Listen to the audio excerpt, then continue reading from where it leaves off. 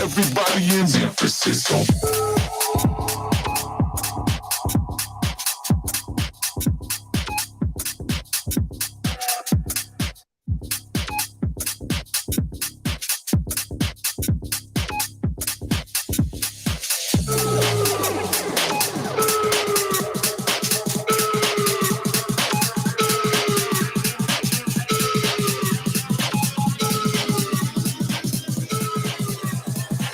Everybody in San Francisco.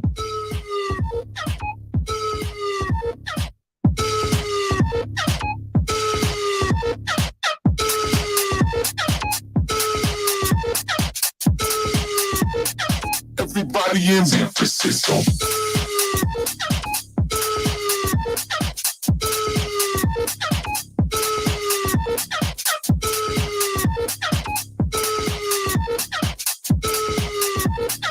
Everybody in San Francisco.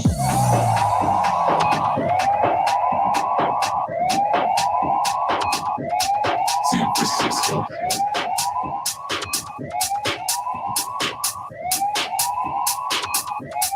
San Francisco.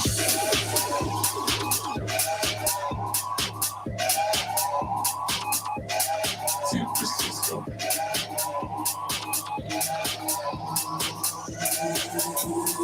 Everybody in San Francisco.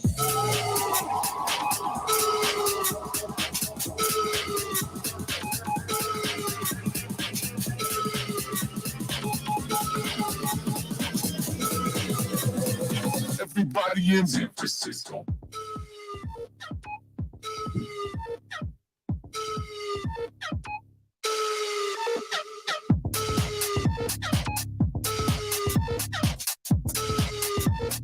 Everybody in San Francisco.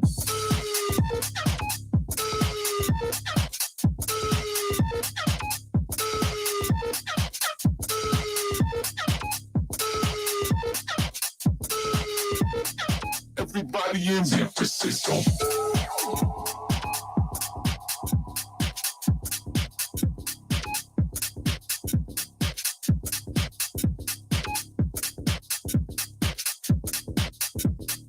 Everybody in San Francisco.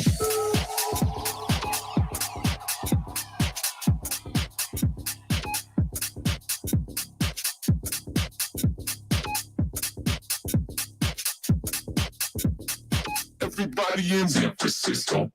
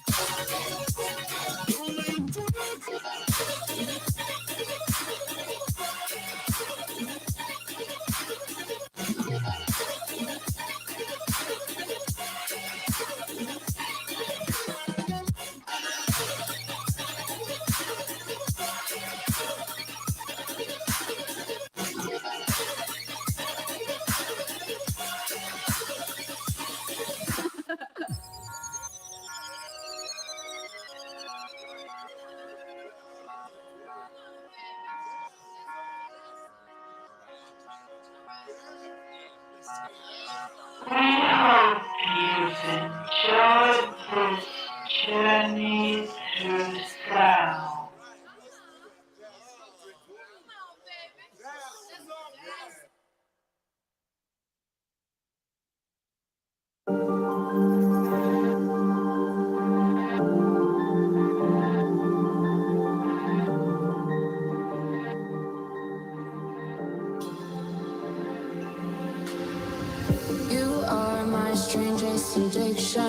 could say I'll quit without any conviction. Broke my own heart this time for believing that a ghost could find the body alive, but hasn't seen the other side. So don't call me, I'll find something to escape my mind. What's the cause when there's no love lost between us? So burn the letters, there's a tragedy in every ember. In every ember. In every ember. In every ember. There's a tragedy in every ember.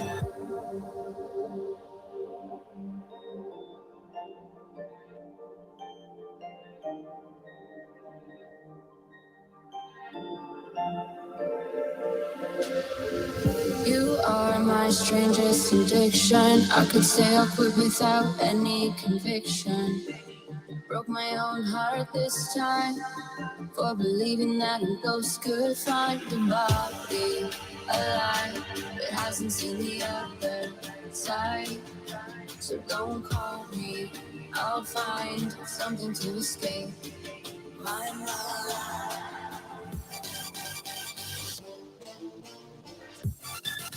In every ember,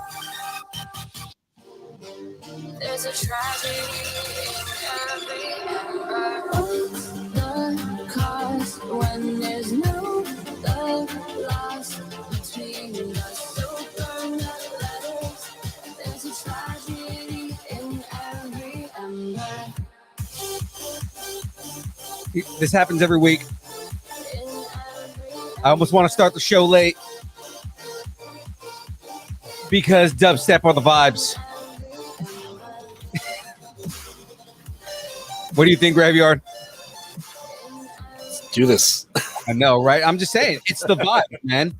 It's the vibes. Let's start the show.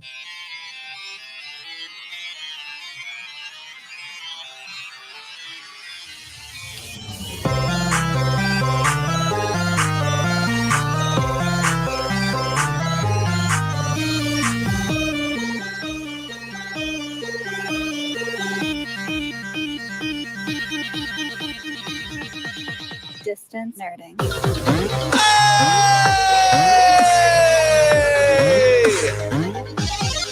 Well, here we are. Ladies and gentlemen,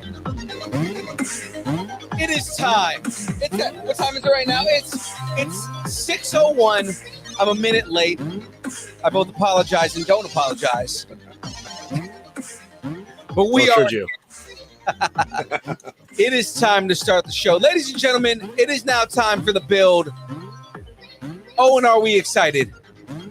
Oh, yes. Starting a new build, starting a new bracket. Oh, and do we have a fun interview for you guys tonight? Yes. I'm hoping everybody here watching, everybody who's going to watch in the future, everybody's going to listen. You guys are ready for some anime because we don't get to cover anime too much, and this is going to be some fun stuff. Been doing a whole bunch of research, listening to interviews, reading websites, trolling social media, all that kind of stuff. And I'm even more excited, man. I was excited when I met these guys.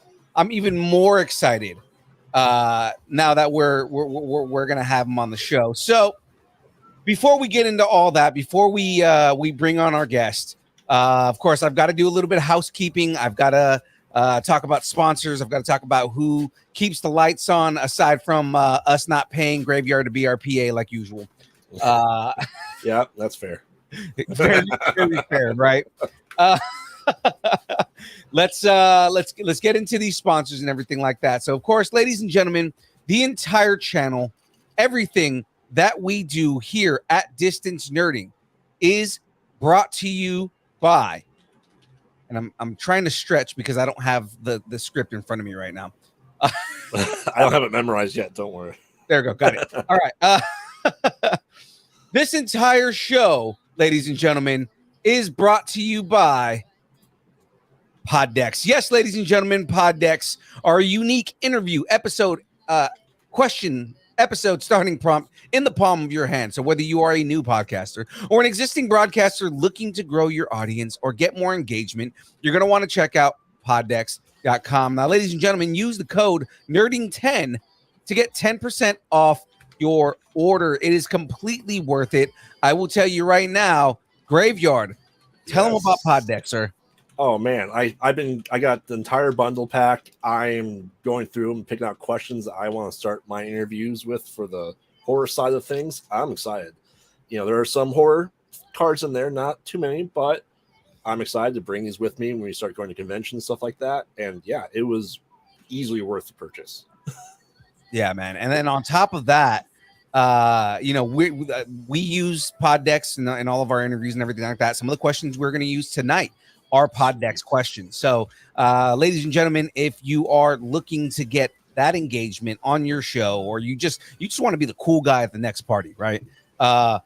Get yourself some Poddex, guys. Like I said, use that code NERDING10 and get 10% off your next order. So, of course, if Poddex powers the stream, then what powers you? Exactly. Everybody continues to ask every week, what the hell is young Phil on? Because I'll tell you, it's not crack. I know that. It's not cocaine. I don't do any stuff like that. You know, anything like that. You know, I'll tell you what it is, ladies and gentlemen. What powers young Phil is Dubby. That's right. Dubby is an emerging brand of energy drinks created to help focus, concentration, reaction time with no jitters or crash. Dubby contains no maltodextrin, no sugars, no fillers, no artificial colors or dyes. Now, you may be asking yourself right now, what makes Dubby different from other gaming supplements that are out there? I'm going to let you know that secret right now. Dubby is one of few drinks that contains Neurofactor, a neurotropic derived from coffee fruit. Neurofactor helps give your brain focus and clarity.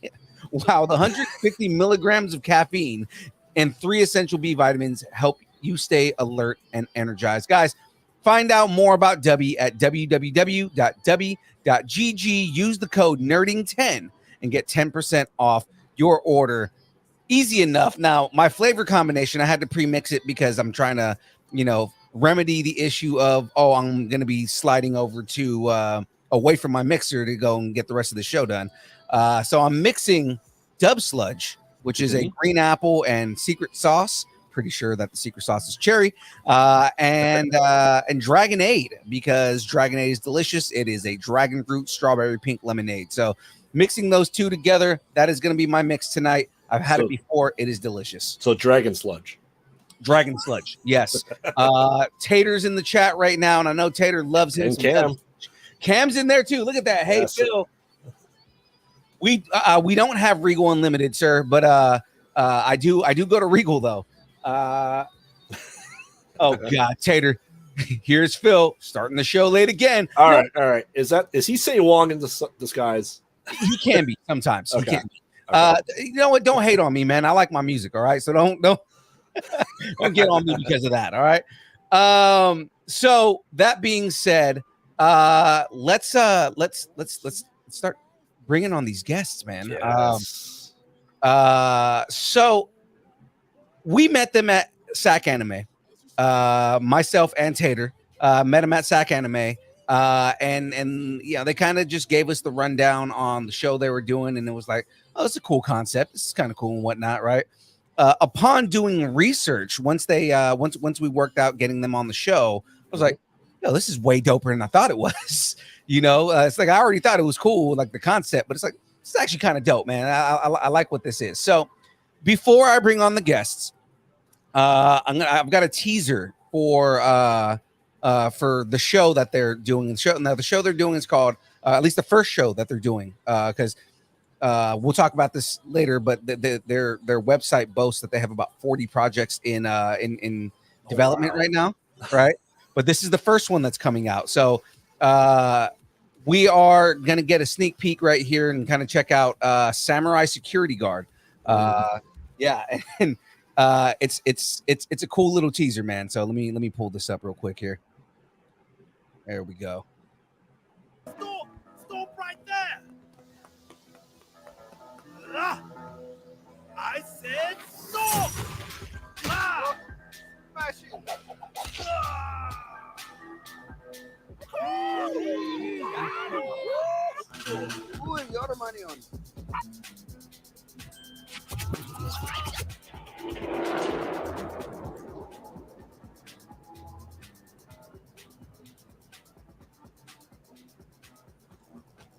So I'm for it. Oh yeah. I'm for this already, man. And once you hear kind of what the story is and how everything goes, man, you'll be even more on board. So with that, I know, right? So without further ado, ladies and gentlemen, I would love to introduce you all to Cre8ive and Jerome, the creators of Cre8ive Gang. Oh yeah. How's it going? There we go. There we go. Gentlemen, how are you doing? I'm doing well. How are you doing? Oh, we're doing good, man. We're doing good. We are ready to get the show started. I'm gonna highlight you guys for the moment right here, and I got to get this ready because I'm about to start building this DeLorean while you guys are while we're doing this interview here. But yeah, guys, how's everything going in general, man? How's the Kickstarter going? That's the first thing I need to ask. You know, it didn't go the way we wanted to. Okay. We kind of didn't promote at key points of different events that we were doing, and we were so into the events that we were forgetting to promote what we were trying. So it happened a few times, and we're like, wait a second, we forgot to promote the Kickstarter. Oh no! Lesson learned. Right. I mean, you're gonna learn after you do it the first time. So that's not going to be the only time, right? You guys gonna? No. I'm assuming you're building a Lego DeLorean, bro. Oh yes. Man, I'm like, I know we got stuff going on, but what you got going on? Oh, I don't know if you saw the premise of this show, man, but basically the idea is while I do an interview, I'm also building Lego on screen. Nice. And what version are you building out of this? Because you can do all three, right, Phil? Yeah. So this kit comes with all three versions of the DeLorean. I have chosen to do the one from Back to the Future 2. So I'm doing the flying DeLorean on this one. Nice. Let's go ahead and adjust this camera so we can see it. Of course, I need some ring lights going here. Otherwise, you can't see a damn thing. Correct. So what events have you guys been up to? All those great events. Our first actual vending event was SAC Anime, which was the event that we met you guys at. We also did Stockton Con, and we did an event in Marysville. Population, anime population. Yeah. Gonna be honest, I didn't know they had events in Marysville. Yeah, I think this was their first one, and the people there. If you want to get in contact with them, I think anime population Anime. I think is either or. We'll send it to you. Yeah. With shout out to y'all. Yeah. Population Anime or Anime Population. You guys are amazing. Miss Apple was our key contact, and she was awesome people, man. Nice. That's awesome. You guys are saying towns I don't know, so you know. Yeah. So fun fact. Where are you guys at? So I'm in Sacramento, Okay. right? But our boy Graveyard is in Chicago. Yes. Oh wow. So fun fact: the hosts and co-hosts of this particular show are all around the country. So we got Graveyard here. We have Fours, who is in Florida, and then Frey Girl, who's in Oklahoma. Mm-hmm. Oklahoma, that's where I was born. Oklahoma. I was gonna say that's where you're from, right? Yeah. Nice. So what are you doing over there, Graveyard? I see you staring off into the distance. What's going on? I'm just prepping a bracket for Right. So that's the I other knew thing. building something too. I'm like, hold on, I gotta pull No. out this on paper. That's the other thing we do on this show. So the first hour is going to be the interview, right? We're gonna talk right now, but then the second hour we do a bracket, right? So you guys are free to stay. If you guys have to go anywhere, you can take off. We're not going to be offended if you got to go. But if you do stay, we will be doing a bracket. We're starting a new bracket this week, so kind of like a March Madness bracket, but with nerd stuff. Yeah. Okay. Right. And we'll be doing this week. We're starting the best Sony and Fox Marvel movies. Yep. I mean, you can just say Spider-Man 2 wins it all, or Morbius wins it all. Those are your two. Morbius. It's Morbin. So I just watched that. Like I just watched that the other day. Yep. And you were as disappointed as everyone else, right? Oh, this is the thing. Like, it was bad. I tried to watch it. I couldn't make it. It was bad, but it had some pretty dope parts to it, though. I mean, every bad movie has something that's dope that has gotten it. But I mean, overall, the movie was terrible. Yeah. I mean, young Phil knows I love bad movies. Yeah. So I do. So you're a Sharknado type guy? I do a horror podcast where our tagline is "We watch bad movies so you don't have to." Oh, have you ever heard of a movie called Eraserhead? Yes. Oh, absolutely. Yeah. All right. So that movie's strange. Oh, it's fantastic. He was like, I love that movie. Knowing him, he does. Oh, absolutely. Absolutely. I mean, wonder. I'm like, what other bad movies you guys like watching? Hold on. I mean, I did just pick up Carnosaur 1 and 2 on Laserdisc this week.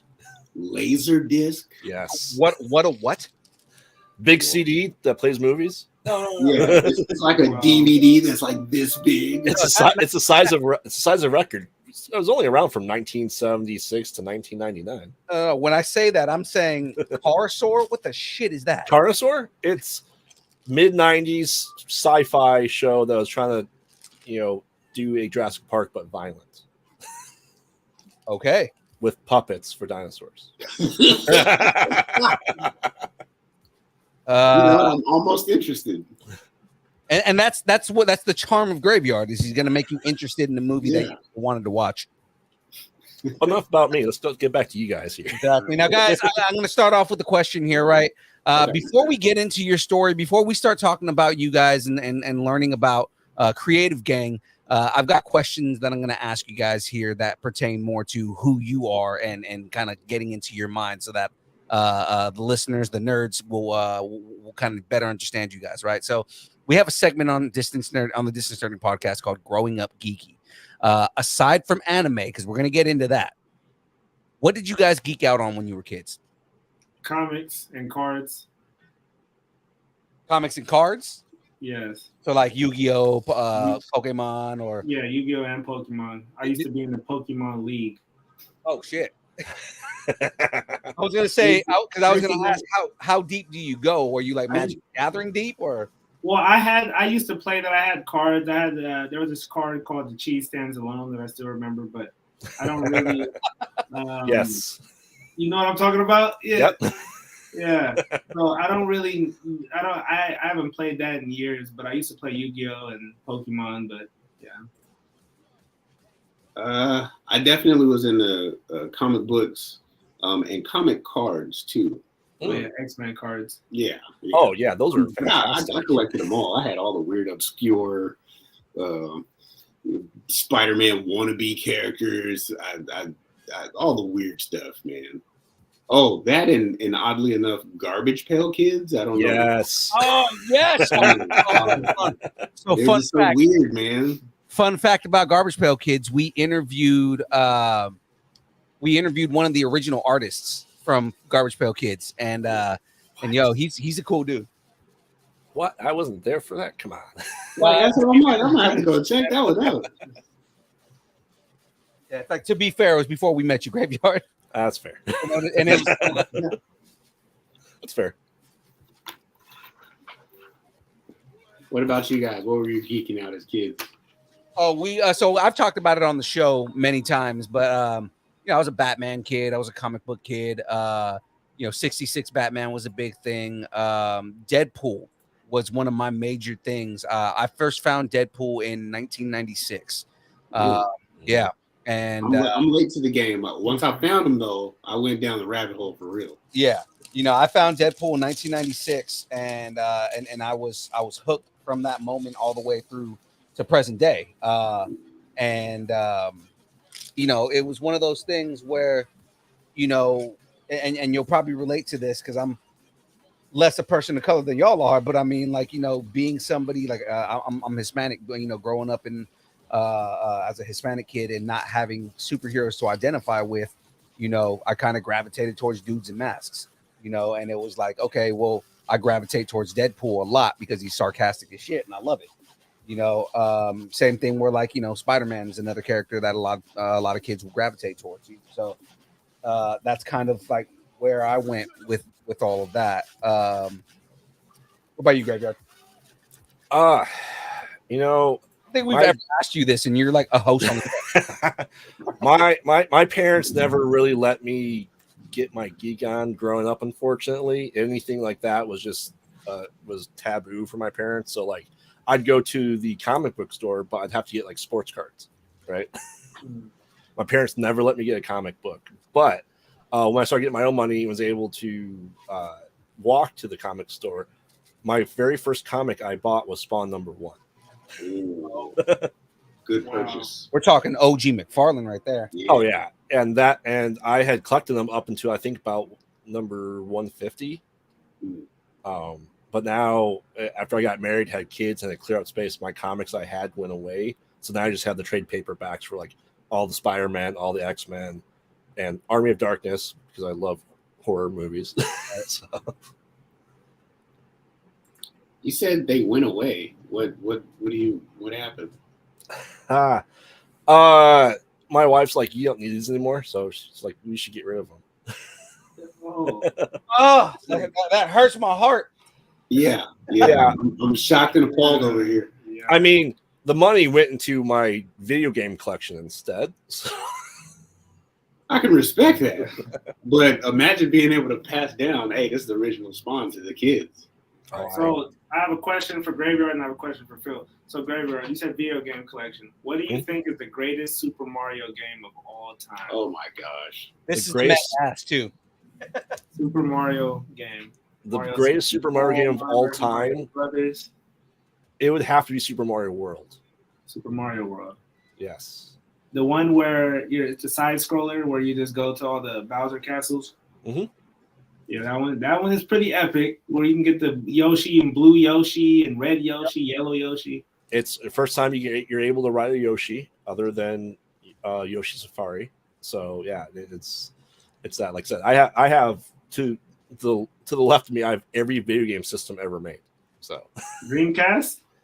I'm talking like original Pong, original Odyssey, Fairchild Channel F, the very first cartridge-based video game system. Handhelds, PSP, OG Coleco, DS, all of them. All of that. Virtual Boy, Neo Geo Pocket. Yeah. What? Whoa. Yes. What happens when your wife tells you can't collect comic books anymore? So it's like, I'm going to collect every video game console ever existed. Exactly. Well, I mean, I respect it. Right. So I'm gonna collect something. For you, a young Phil, you said you were a Batman guy. So Batman versus Superman, who's taking it? Controversial, I'm going to go Batman, and it's because for one reason and one reason only, right? Batman carries kryptonite in his pocket. But does that matter? Like, okay, let's say Superman wants to kill Batman. Ready, set, go. Can't he just kill him just like that? The thing is that Bruce is calculating as hell, and he already knows, like, if the minute things start going south, he's already pulling it out. Yeah. Right, like you can speed blitz him from across the planet, technically. But again, the thing being that Superman, what makes Superman who he is his morals, right? He was raised with human morals, right? He's an alien god that has like, you know, Midwest Kansas morals. So like the whole thing with him is he's not going to blindside somebody, and Bruce knows that. Right? He knows that he's not going to blindside me. He's not going to try and attack me when I'm not paying attention because he's an honorable man. Bruce doesn't give a shit about honor. at least in that kind of fight, right? In a fight like that, Bruce is going to be relentless. He's going to be ruthless, and he's going to do what he has to do. But I'm saying, if I'm Superman and you're Batman, I'm gonna just fly above you and throw a truck at your location. Boom, you know. So he already made his reasoning. Superman doesn't fight like that. So Batman is always gonna have the upper hand. I got you. I see where you're coming. Laser vision. Yeah, sure. But again, what he's gonna do? He's gonna fly down and he's gonna start talking. It out. No, he's gonna start talking. Give it up, Bruce. The whole plan is gonna be unfolding. He's going 3-pointers, some kryptonite right in his mouth as his mom.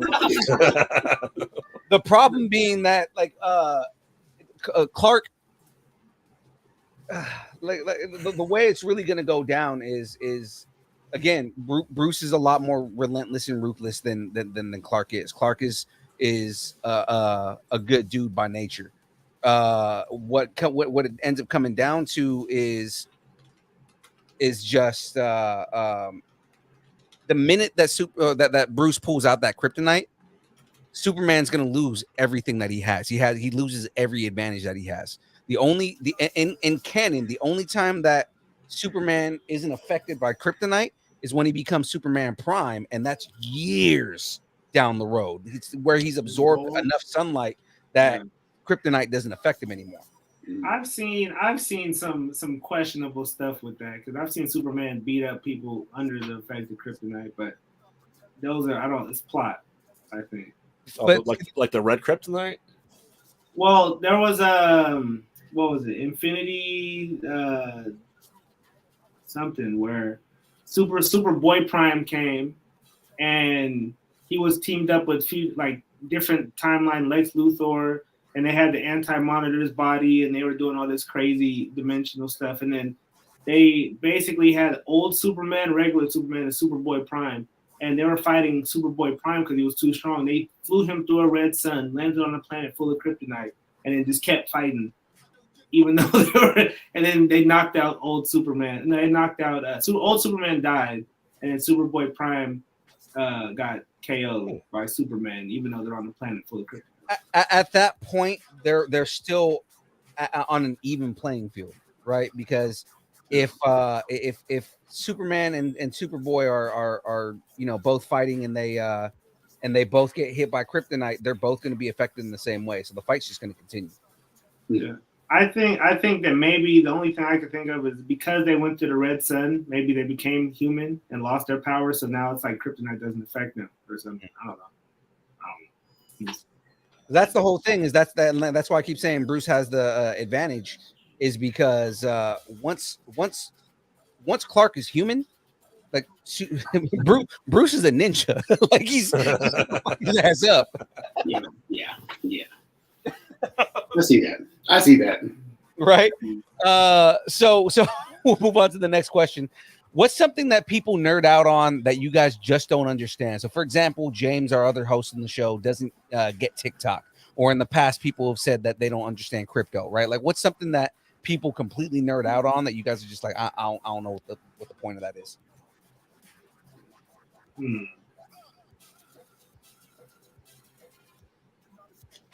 That's an interesting one, because we have varied interests. Like, it has to be something colonial. I don't know. Like, you got to be geeking out on what do you call that? Ancient European history or something to that nature. You know what I mean? Like, and even then, I'm interested in learning. It's just that on my spare time, I'm not about to YouTube what the day and times of certain, ancient European is like. Yeah, I mean that's just, but and that's what I'm saying. Like we're so many varied interests. As a kid, coming up as a teenager, was into like things that go fast, tuner cars, everything Japanese. I swear for years I was probably telling people I'm Japanese. I'm just darker. You know what I mean? For even beyond that, you know, everything that has anything to do with creativeness, was watching Bob Ross paint pictures, watching animals, Animal Planet, all of that, the sciences, there's so many things to be interested in and learn. And so, you know, even now it's like, you know, I might not know it, but that doesn't mean that I'm opposed to getting to learn it. My man's all about investments in crypto, so he actually put me on when it came down to that concept. I love learning about money. I love all business. So like all of that is just like, you know, I don't know it yet, but I'm willing to dive in. What about you? That's a tough question because I feel like everybody likes something, even if I don't like it. You know, I could ask them about it and they'll probably tell me why they like it. You know what I mean? Did you know there was over 4,000 different types of apples on like Earth? Like, why do you know that? Like, there's people It's not that. Yeah, it's not like dunking on, like, you know, whether somebody else likes something or not. It's just something that you just don't understand. You know, well, what I like mean? there's people that collect rocks, and it's just like, you know, that's your hobby. I wouldn't just collect rocks, but I mean, I feel like that's cool, you know, for them. You know what I mean? What are you saying, Cre8ive? You got to issue a geologist? No. He's calling them out. What's the problem with the igneous rock? You got something to say? My wife wanted to be a geologist. Nice. See, there you go. See, if we keep saying the rock a couple of times. Instead of. Oh yeah, the more we say the rock, the more likelihood the likelihood that James is going to show up in the chat. So Yes. what'd you say about the rock? Yeah, with the eyebrow. Yeah. All right, so let's get into you guys. Let's get into the Cre8ive Gang and things that we go off on that now. And this is going to be a loaded question, right? But where did your love for anime and manga begin? So more like, what IP made you guys want to jump down that rabbit hole for each of you? Like when you were kids, what was the thing that, you know, you saw and you're like, I love that shit, I'm gonna keep on going? Well, I mean, I feel like I used to watch Toonami, and some of the first anime I can remember were like Tenchi Muyo, Ronin Warriors, Sailor Moon, and Dragon Ball Z. Yeah, Ronin Warriors was a big deal for me when I was a kid. Yeah. Now, did you watch it via cable and Toonami? Not on Toonami. So I watched Ronin Warriors when it was on UPN. Yeah. Also Gundam Wing. Oh my goodness. I was a huge fan of Gundam Wing. UPN. Yeah. So when it was on UPN, what time in the morning did you have to wake up to see it? For Ronin Warriors? Yeah. So it was that was one of my Saturday morning cartoons. It was between that and on Sci-Fi Guyver at 6 a.m. Oh, Guyver. Oh, so like all of that is classic for me. I started getting into anime because I woke up extra early on a Sunday, and it was UPN. They was playing it at 5 o'clock in the morning. Right. Samurai Pizza Cats. I remember that. Sailor Moon and Dragon Ball was the lineup. And once I stumbled upon it, I was like, this is the best thing ever. Oh my gosh. And then, you know, I think I was able to watch it for like 3 weeks in a row. I just get up, watch it. I was loving it. And then one of them weeks I got up and it just wasn't on. And I was like, what's going on? What's happening? This is when UPN switched over to WB. Yep. And then with as Dave Chappelle says, that racist ass frog. Bro. Bro. And then the first thing that they did, because they put all their cartoons in the after school lineup. Right. And then the first thing that I saw was Pokemon come on. Yep. That was a Monday. I was like, Pokemon!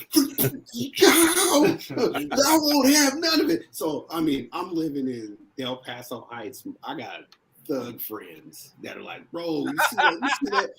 Yo, you got that Blastoid, bro? I'm like, what are you talking about?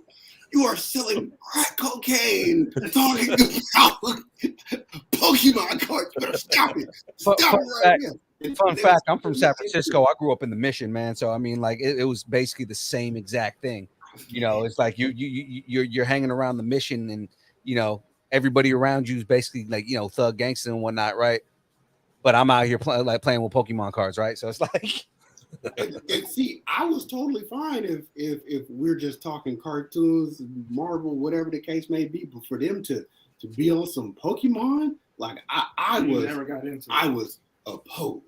Absolutely not. Yeah, because once they came on, they moved my anime that I was watching off to cable in 290, so I couldn't even get to watch my stuff. Instead, you gave me this watered down, gotta catch them all. I'll pass, actually. I remember because I didn't spend that much time with my dad when I was younger, right? So like when I did see my dad, he always buy stuff, right? I remember me and my brother convinced him to get us a Game Boy Color just so we could play Pokemon. Wow. The Game Boy days. Oh my goodness. And so how much did y'all fight over that? Bro, it's my turn. No, you was on there for like 3 hours. At first, when we were younger, like there was a lot of fighting, and then eventually, my dad got us our own. Okay. So we lucked out on that. And after that, then we just kind of we made sure I had the red version, he had the blue version, so that way he could play through, and we could get all the different characters and everything. That's fire. And then y'all swap once y'all finish them up. Yep.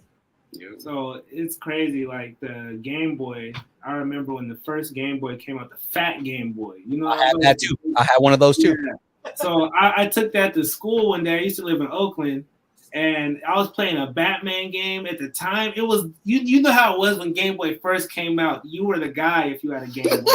You were that guy. Everybody wanted one. You had one. I put it in my backpack. I came back. It was gone. The first mistake is bringing it with you to school in Oakland. It's like, I was just like thinking, like everybody saw me put it in my backpack. What was I doing? I don't know. You forgot what that's the reason because they saw you put it in your backpack. Yeah, I forgot what city you lived in. And then that happened one more time, but I went to like a family member's house and I had my Game Boy. And then it was just like, oh, where's your Game Boy? I don't know. That's cold game. Nobody knows. I can't say who did anything. I'm just saying it was I don't know. I'm just you don't know who took the Game Boy. I to this day I don't know. I'm just saying maybe I lost it. Maybe you lost it. Maybe. I mean somehow I lost it somehow. But you used to get mad when you had a game and you were playing it and you either lost it or you had to like resave it, and it's like somebody saved. Has anybody ever saved over your data? And you're like, no. Oh yeah. That caused fights. That was fighting shit right there. Yeah, no doubt. They save over your data. You just get to the last boss and you try to go level up right before you fight them, and they save, and you're way back to like level 1. And you're just like, oh, get out. Like, right. All right. So you guys have a few projects going on, right? Phil said you guys have about 40 going on in active development right now. But right now your baby's kind of the Samurai Security Guards, right? Yes, sir. So what the story inside of the IP is interesting. Can you tell us a little bit more about that? Okay, so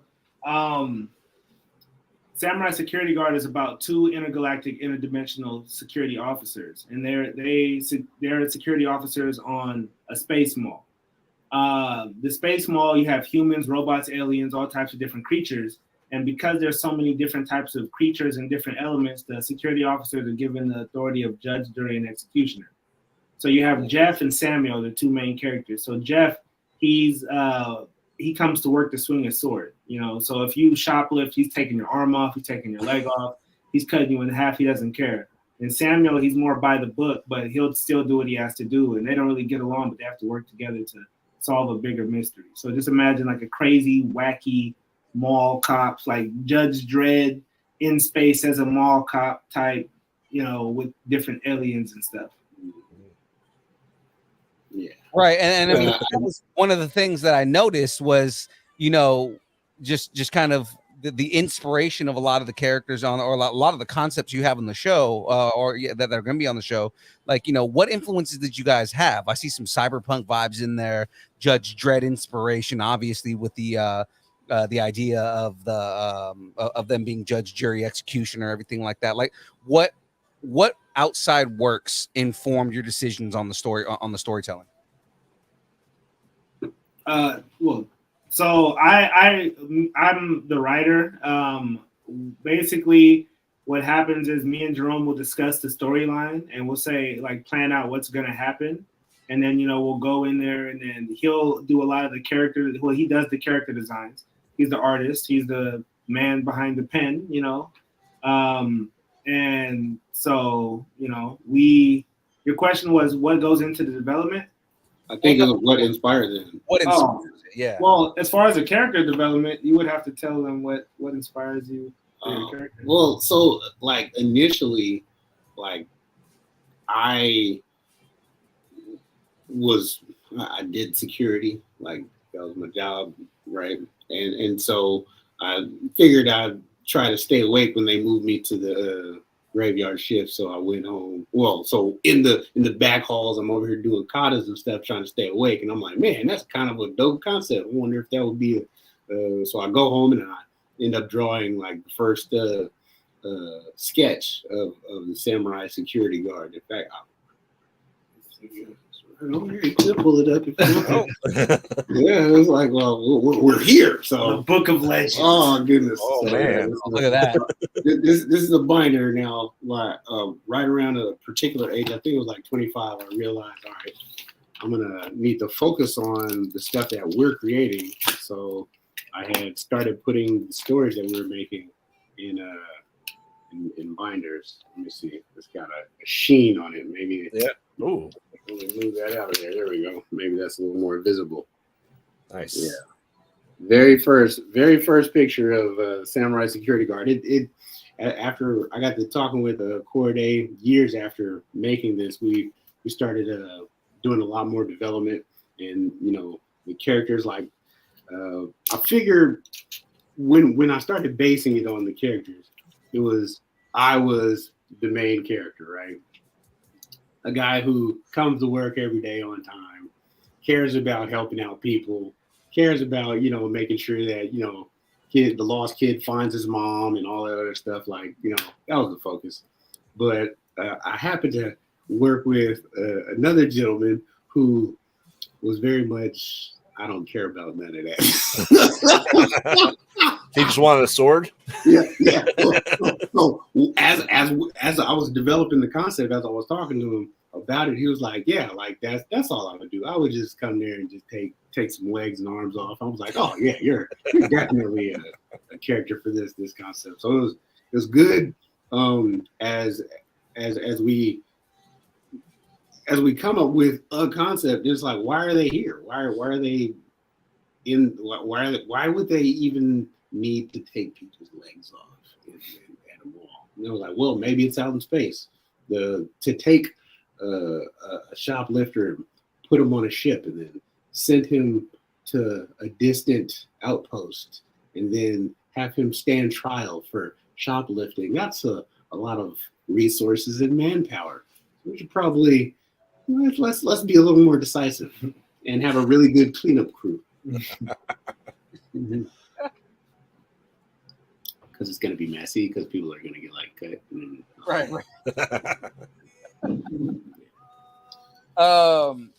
So with that, I mean, because you know the after you know reading up on certain things and whatnot on there, so you know Samuel and Jeff, they're not samurai themselves, right?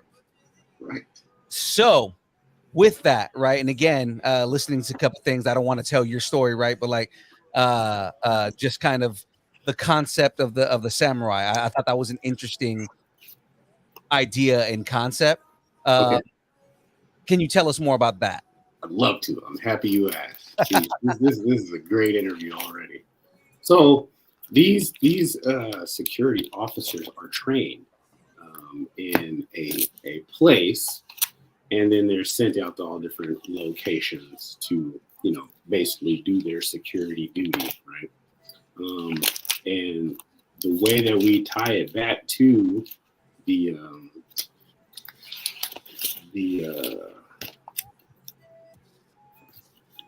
there we go, there's it.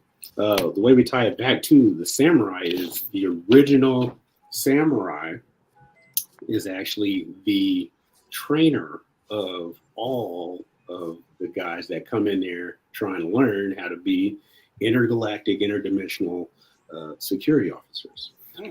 At one point in time, I just got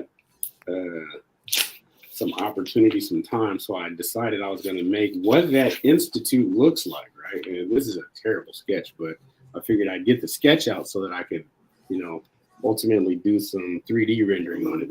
Yeah, right there. That's it. Yeah. That's it. So this would be like the institute, right? Up a little bit. I can't see through it. It's good, right there. Yep. Okay. Yeah. And then we got this one here, side view. All right. And so the way that I you know, imagine it, this guy. Oh goodness. Yep. There we go. Okay, he looks badass. Yeah. Yo, he looks dope. There you go. There you go. So this guy is the original samurai security guard. He trains all the different officers coming in, and the way that we even have it envisioned is the whole place is tapped into its own neural net. So everybody has all kind of different levels of training that they have to go through. He's got like multiple different androids that are all tapped into his own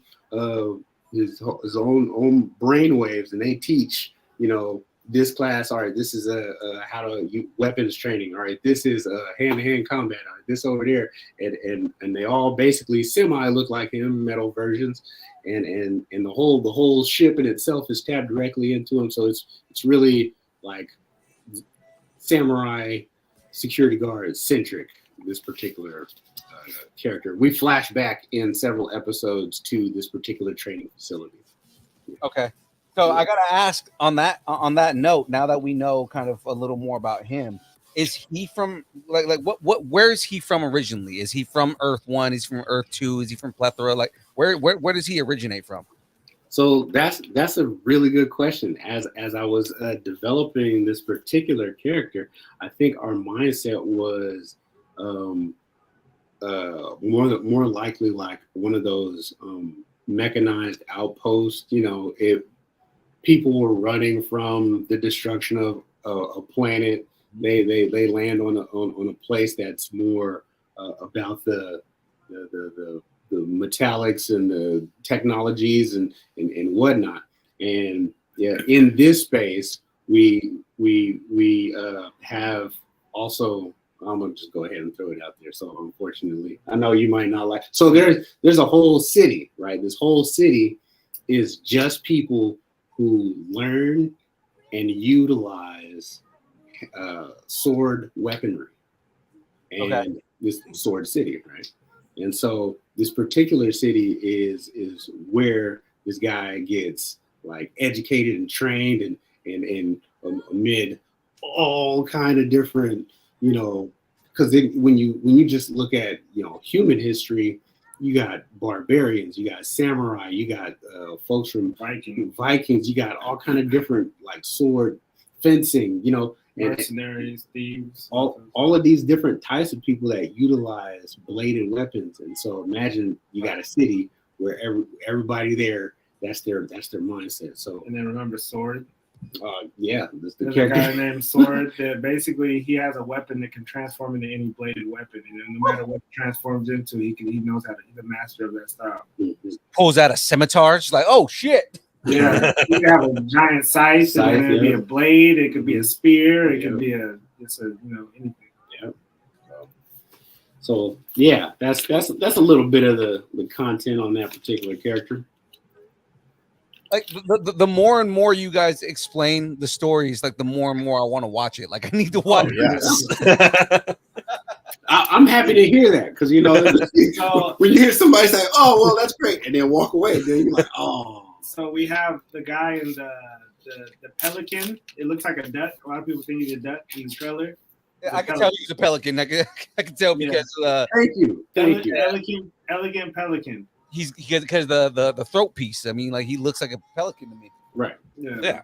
So he's actually very powerful. You know. So he's like Master Roshi, right? He's like super OP kind of thing. I mean, he's OP. He has something called the Money Force. Oh my gosh! And basically, he has tapped into a dimension of infinite money, and he can call it forth at any given time. So basically, but it's any type of money, any type of riches, gold, diamonds, paper. So you'll shoot him with a bullet, and then the bullet, instead of hitting him, like a diamond will appear in the air, ping, and it'll just fall. And so you start shooting him, and it just a bunch of diamonds start raining out of thin air. And then he can just make a diamond come out of space and just crush you. He can make paper just come out of you, cut you in half. He could, just make gold coins just come out of your pockets and just crush you. He could do that. He's just Scrooge McDucking people. It's just like, I'm giant coin on you real quick. McDuck had enemies that he could call upon money and deal with people at any point in time. So he's extremely dangerous, but he's not an evil character. He's like an adventure-seeking type character. That's an interesting concept for a character because it's just kind of like, like where did you decide I'm gonna make a rich character that can pretty much kill people with money? So that was an interesting concept, the way that the character came together, because I thought of the name Elegant Pelican. It just sounded cool. And then he sent me a picture like, "Hey, is this? What do you think about that?" I was like, "Bro, that's clean." And then from there, we just started talking about him, and then we created him, and then he actually has a friend. Well, you gonna make me pull out all bro. The other picture. Don't go too far back. Knock down. Yeah, no, we don't want too much. Like we're gonna get more, but at the same time,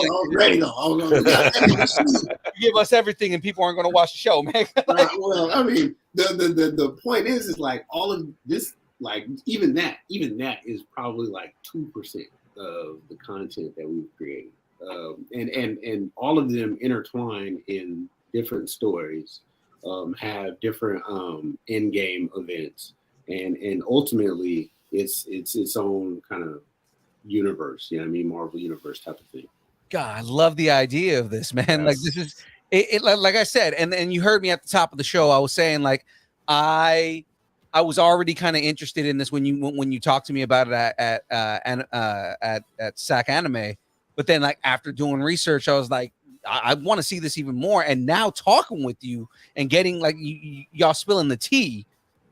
now you gotta understand, like we've been working on this stuff for quite some time, and then people would be like, "Hey, so what else are you working with?" We'd be like,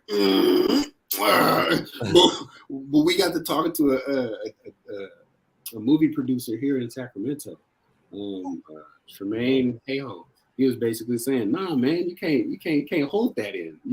How else are people going to jump behind it and really put the wind beneath your sails if you all tight-lipped?" And I was like, "Okay," and that's against his very character. He don't want to tell nobody nothing until he come out with the super secret sauce, and then everybody's like, "Oh!" So, since we've begun this process, like we took mindsets of like Snoop Dogg, the old school mindset of, all right, we about to sell our mixtapes out of the trunk. Well, we're working on this cartoon. Let's start selling posters to promote what we're doing. And in like the first day, sold like $100 and some of these posters, and it was like, oh, well, dang, we might be on to something. Have the posters?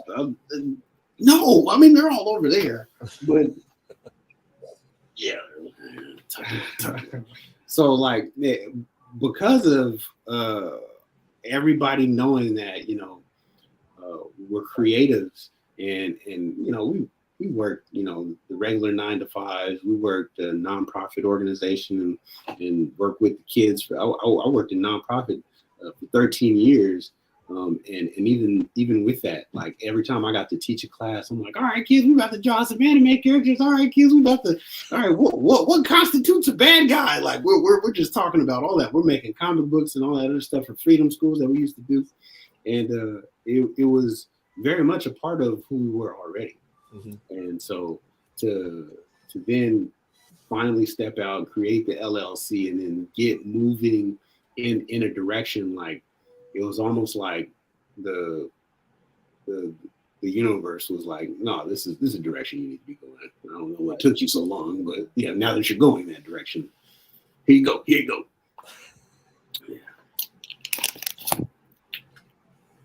Yeah, I mean, so one of the things I like. Oh, sorry, go ahead. I was gonna say you mentioned the nonprofit, because I was actually gonna bring that up and saying, you know, you guys worked in the nonprofit education sector, right? Yes, sir. Yeah. So like, tell us about your background and how that informed your stories. Like, you know, what, if any, you know, how did that inform how you were going to tell your stories in the first place? I feel like more than anything, it has definitely given us a desire to explain the complex stories of people. You know, when you see a bad guy, you're like, oh man, he just likes to be bad. Well, then what is his backstory? You know what I mean? You find out his backstory was, you know, mom's was, you know, doing drugs or blah, blah, blah. And then, you know, father disappeared, abuse, blah, blah, whatever the case may be. But all of these backstories cause individuals to make choices. And these choices in their own mind, oftentimes, they think they're being the hero of their own story, but every villain is the hero of their story, you know. Yeah, man. And so, like, as we've worked in these nonprofit sector in education, we recognize that there's a whole lot more complexity to what's a good guy and what's a bad guy. And on top of that, people want original content. You know, people are tired of the same stories told over and over and over and over and over. And that's one thing, you know. How many Spider-Man movies are there? Let me see you bust a quick thing. How many are there, or how many do we count? Right. So, Right. You know, it's hard to find original content. When's the last time a new hero that we haven't heard of about something that was like, oh, wow, that's exciting, but it's not a fake Superman. It's not a fake Batman. It's not a fake Hulk or Flash. It's always like, oh, that's just a fake Hulk. Oh, that's just like, even, have you seen The Boys with the Homelander? Mm-hmm. Yeah. So that it's a fake Superman. The show's great, but that's a fake Superman. You know what I mean? So it's just like, that's what what do you call it? Society kind of deems him as, because, you know, right. You know, he even he, you know, is supposed to be a superhero, kind of is a villain too. You know what I mean? Through complexity. You know what I mean? And in addition to that, that also spawns us, you know, gives us a desire to kind of create a space where the youth can come and learn from the artists that, you know, we'll have working for us, the 3D artists, animators, and you know, background designs, theatrics, sound, engineering, you know, like all of that, all of these professionals that are going to be working with us, like, why not have them teach the youth, you know, from the hood that we come from, how to, you know, take their passion and make that to a business. Yeah, business. Change the fabric of the community, I keep saying. Yeah, no, I respect that, man. I really do.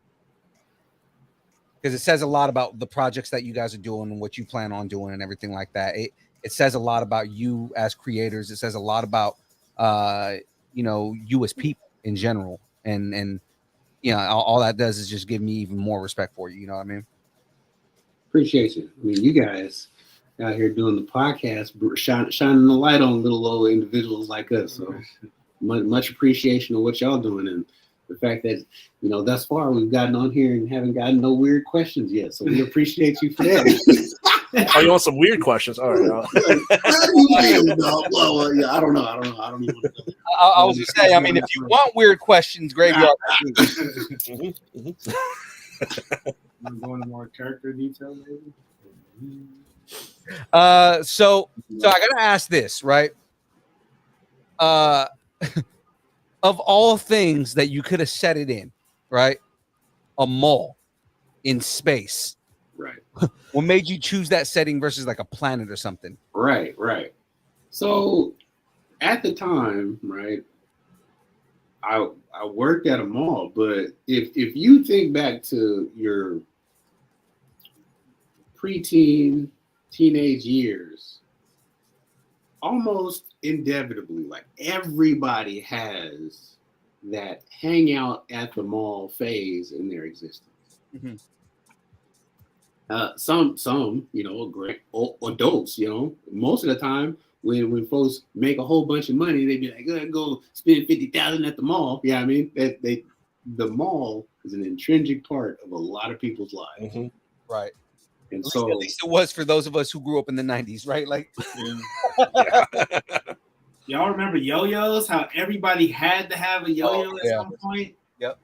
Yeah. They had a kiosk in the mall. You know what I mean? Like it everything seems to, like, you know, like I said, there was a point in time where the mall was like, yo, man, I'm about to get fresh and go to the mall. Why?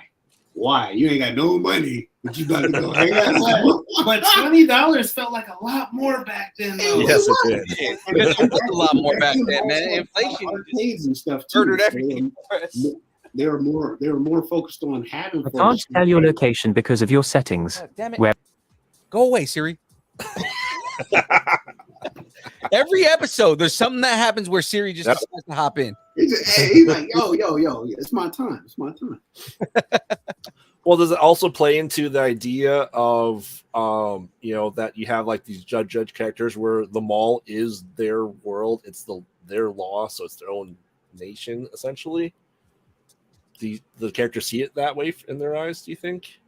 So the interesting way that we have it set up is like the mall in itself has its own route and orbits different systems.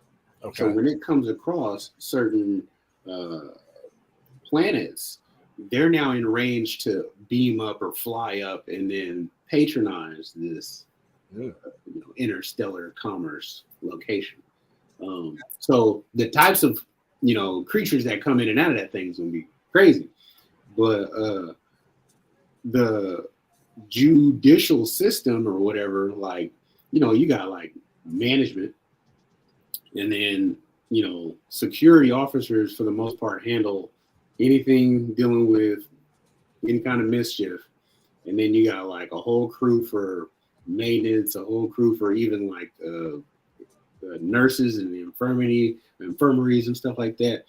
And for the most part, like they don't take on the, all right, we're about to detain you and do all that stuff. But we have a particular character, right?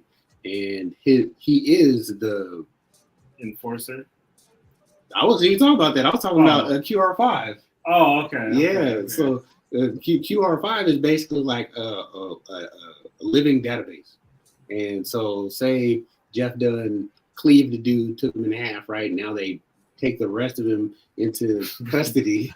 And so QR5 is basically like a dentist chair in a room with mechanical arms that hang from the ceiling. He grabs them, slaps them in the chair, you know, scans, fingerprint, DNA, does all that, the workup, and then it's like, all right, is he still alive? No. All right, ship him to the morgue. All right, he's still alive. All right, send him over to interrogation room 1. You know what I mean? Like the whole setup is, you know, automated. A part of that interaction with him and Jeff is actually pretty funny too. So more than, you know, it just being comedy, we really pay a lot of attention to science and action too. So fight science for me is like everything. Gotta have clean, fluid fight scene. Yeah, he was speaking of the planets when they orbit the planet. So they're bringing business to the planet too because they're gathering resources from them so they can continue their journey.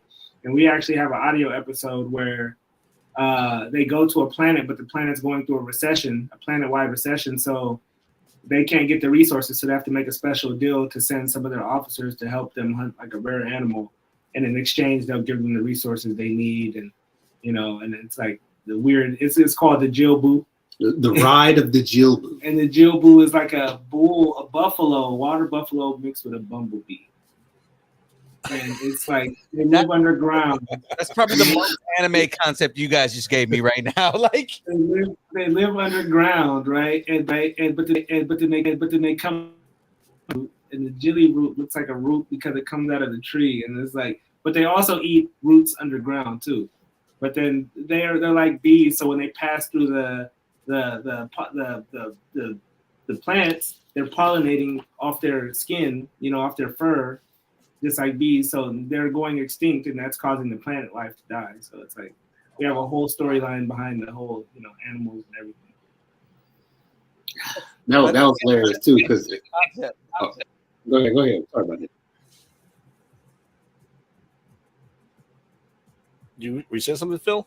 No, I was saying like again, that's an interesting concept of just the way that character is set up.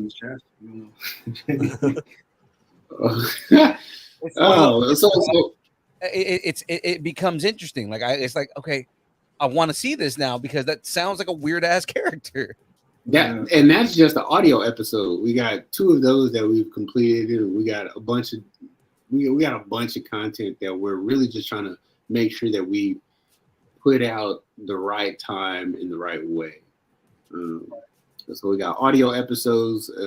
Still in production of our first animated episode. We've been hitting up the conventions and stuff just so we can continue to fund the production. Right.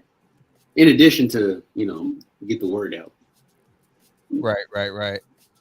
So continuing on with that, because we've talked a lot about the show about samurai security guards. So you guys are also working on some manga. Specifically, I want to bring up Empty Lot. So did you talk to him about that? On the website. There's actually concept art on the website. Okay. I'd be lurking. I don't be thinking about it. All right, there's concept art on the website, and there's also a synopsis of the manga itself. So it's kind of got like some of the story on there. So obviously you didn't even know it was on there. Like, and the funny thing is, I put it on there. I'm the one that manages the website, so that's what's kind of funny. I was like, hold on, no, you just do homework, and I wasn't expecting it. All right, go ahead. Not used to somebody doing their homework. So again, without giving away too much, tell us a little bit about that, because this is going to be a manga, right? Yeah. Well, that's college student by day, ninja by night. Yeah, it's a really simple concept. The interesting piece, I think, was the way he deals with stuff is very like urban relative. Yeah, like, oh no, there's gunfire over there. Oh, that sucks. I'm gonna go this way. Like why would you go investigation? What are you doing? Who are you? Like he's not that guy. But the concept in itself has really developed in regards to how we put the story together. Like 10 chapters written. Yeah, like 10 chapters written. We had a lot of fun with putting the story together. The concept primarily is you got a guy named Empty Lot. He's a college student, and Elliot Lot. What did I say? Empty Lot. Oh, yeah, Elliot Lot. And he is a college student, and he puts on the ninja gear at night and goes out and fights crime. Now it's like when you just look at that concept. It's like, why? Well, why would you do that?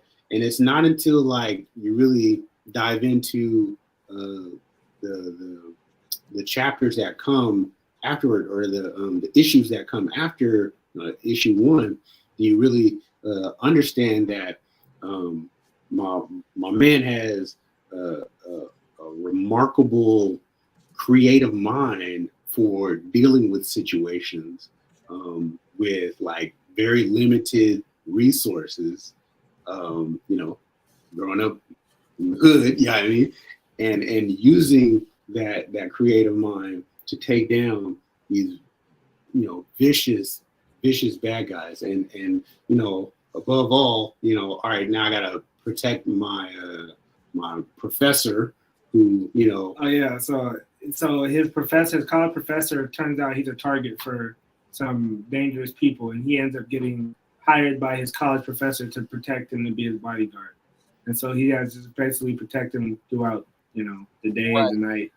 And that's the part that it has the essence of like what do you call it? What you call them? High school? What? Monster High School, I think. It's an anime. Basically you're going to school and you don't realize that everybody around you is an enemy. You imagine like you're walking through the hallway and somebody throws a ninja star at the teacher, but then you can't do too much. You have to like flick a ninja star, and then it's like knocks it off course, and it's like, who threw that? Like, you know what I mean? Yeah, this is like. Did you ever? So he's got a Dreamcast. Did you ever play that game? There was a Capcom video game where you're playing as students at a high school. They're fighting each other, but all of their clubs is who they represent. Is it like the Doki Doki Literature Club, stuff like that?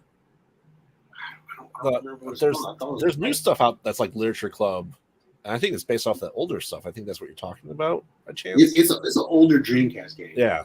Huh. I'll have to look that up. I like Sonic Adventure. Randomly throw that out there. Sonic Adventure. Yeah. So that's kind of like the essence of the manga. Okay. And then the other thing I saw, I got to pull up the name, but it was another thing that had a cool concept to it. Hold on. Zoological. Oh, whoa! Zoological. Zoological MA, bro. That's so the title in itself is it's transition. So originally, right, this story was made in like 5th grade. Okay. 5th grade, and all I could think about was, some monkeys escape from the circus. They get into the sewer, and guess what? They come across some ooze, radioactive. It was a terrible concept. Ninja Turtles. Somebody was watching Ninja Turtles hard. Right. And so, like, I watched your episode. I think it was 118. I think, or episode before last. You guys were showing off, or the trailer of the new Ninja Turtles coming up, and I was like, that looks dope. But I knew that I had to change that because Ninja Monkeys? Yeah, Ninja Monkeys. So and the title of this concept like zoological was Ninja Monkeys, right? So and from 5th grade to probably about 2 years ago, like it was the name Ninja Monkeys. Still, the story in itself changed probably like 10 years ago. So the story itself has evolved to, all right, you have this very special primate. Epic story. It is a pretty dope story. So you got this very special primate who has been an experiment of scientists. Now, Dr. Howard wanted to see if animals could prevent themselves from going extinct if they had higher intelligence. Right. So, all right, so we're working on this particular monkey, seeing if, if he knows that a car is coming, would he not walk into the street? That kind of thing. The original research and concept was very well accepted because, we got all kind of animals going extinct, and man ain't really helping. You got fish dying and oil spills and all that other stuff. Well, you can't come up with interesting science like that without there being some kind of military application. So one of his homeboy scientists was like, so they're at a world science conference demonstrating how intelligent Ken is. That's the main character's name, Ken Howard, right? And they're demonstrating, what his intelligence can do for animal kind. And before they even finish their demonstration, the generals in the front row are like, well, why should we even fund that? And then the homeboy, Dr. Stein, comes out and he's like, I'm happy you asked, and shows up some video of these giant werewolf creatures with intelligence running through, slaying cats, lizard people running through, taking folks out and stuff like that. And before long, everybody that's related to this project has been ousted, jettisoned, and exiled off of the planet Earth. They got kicked off. So they got to go find some other place to live because the people of Earth aren't having it, right?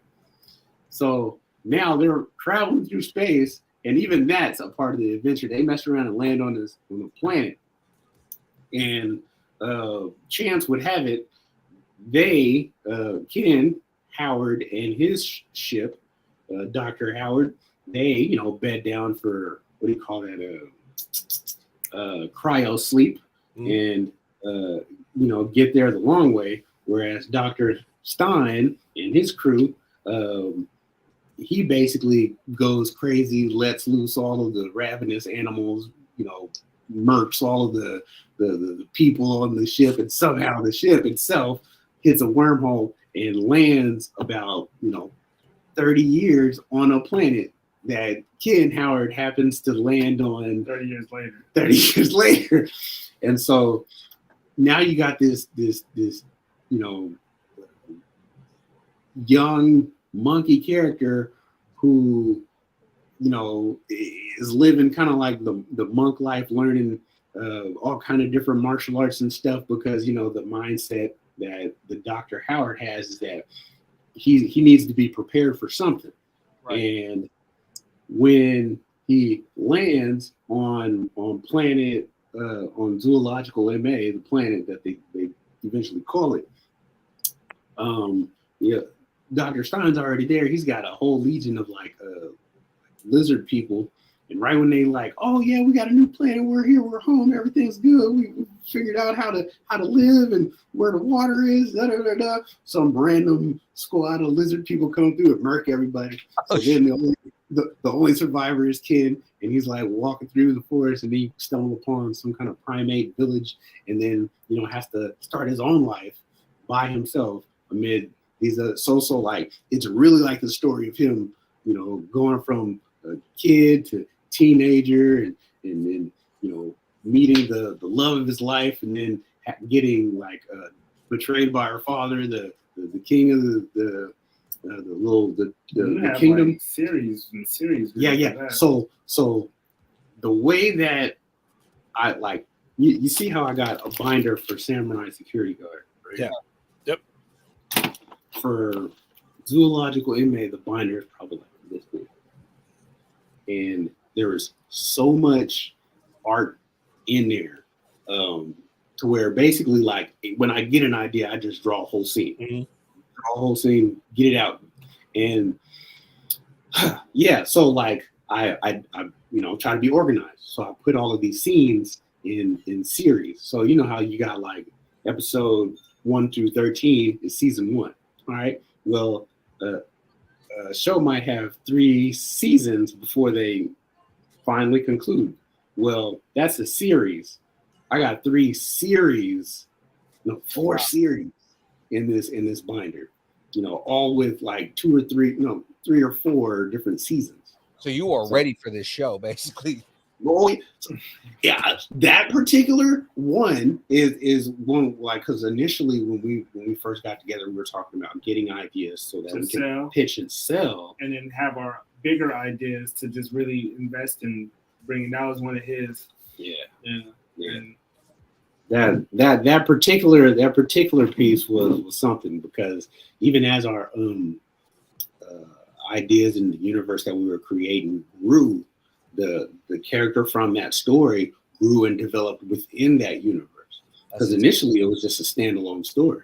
Now my man, is out amongst the stars trying to find alien AI to recreate his dead wife. Yeah, I mean, like, it went crazy, super deep. Yeah.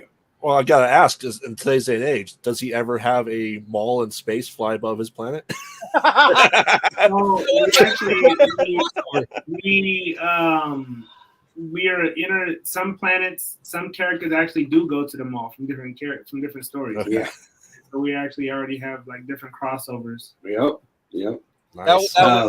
It would make sense for you guys to do Yeah. crossovers like that, to do something where it's all one big universe, Mhm. Yeah.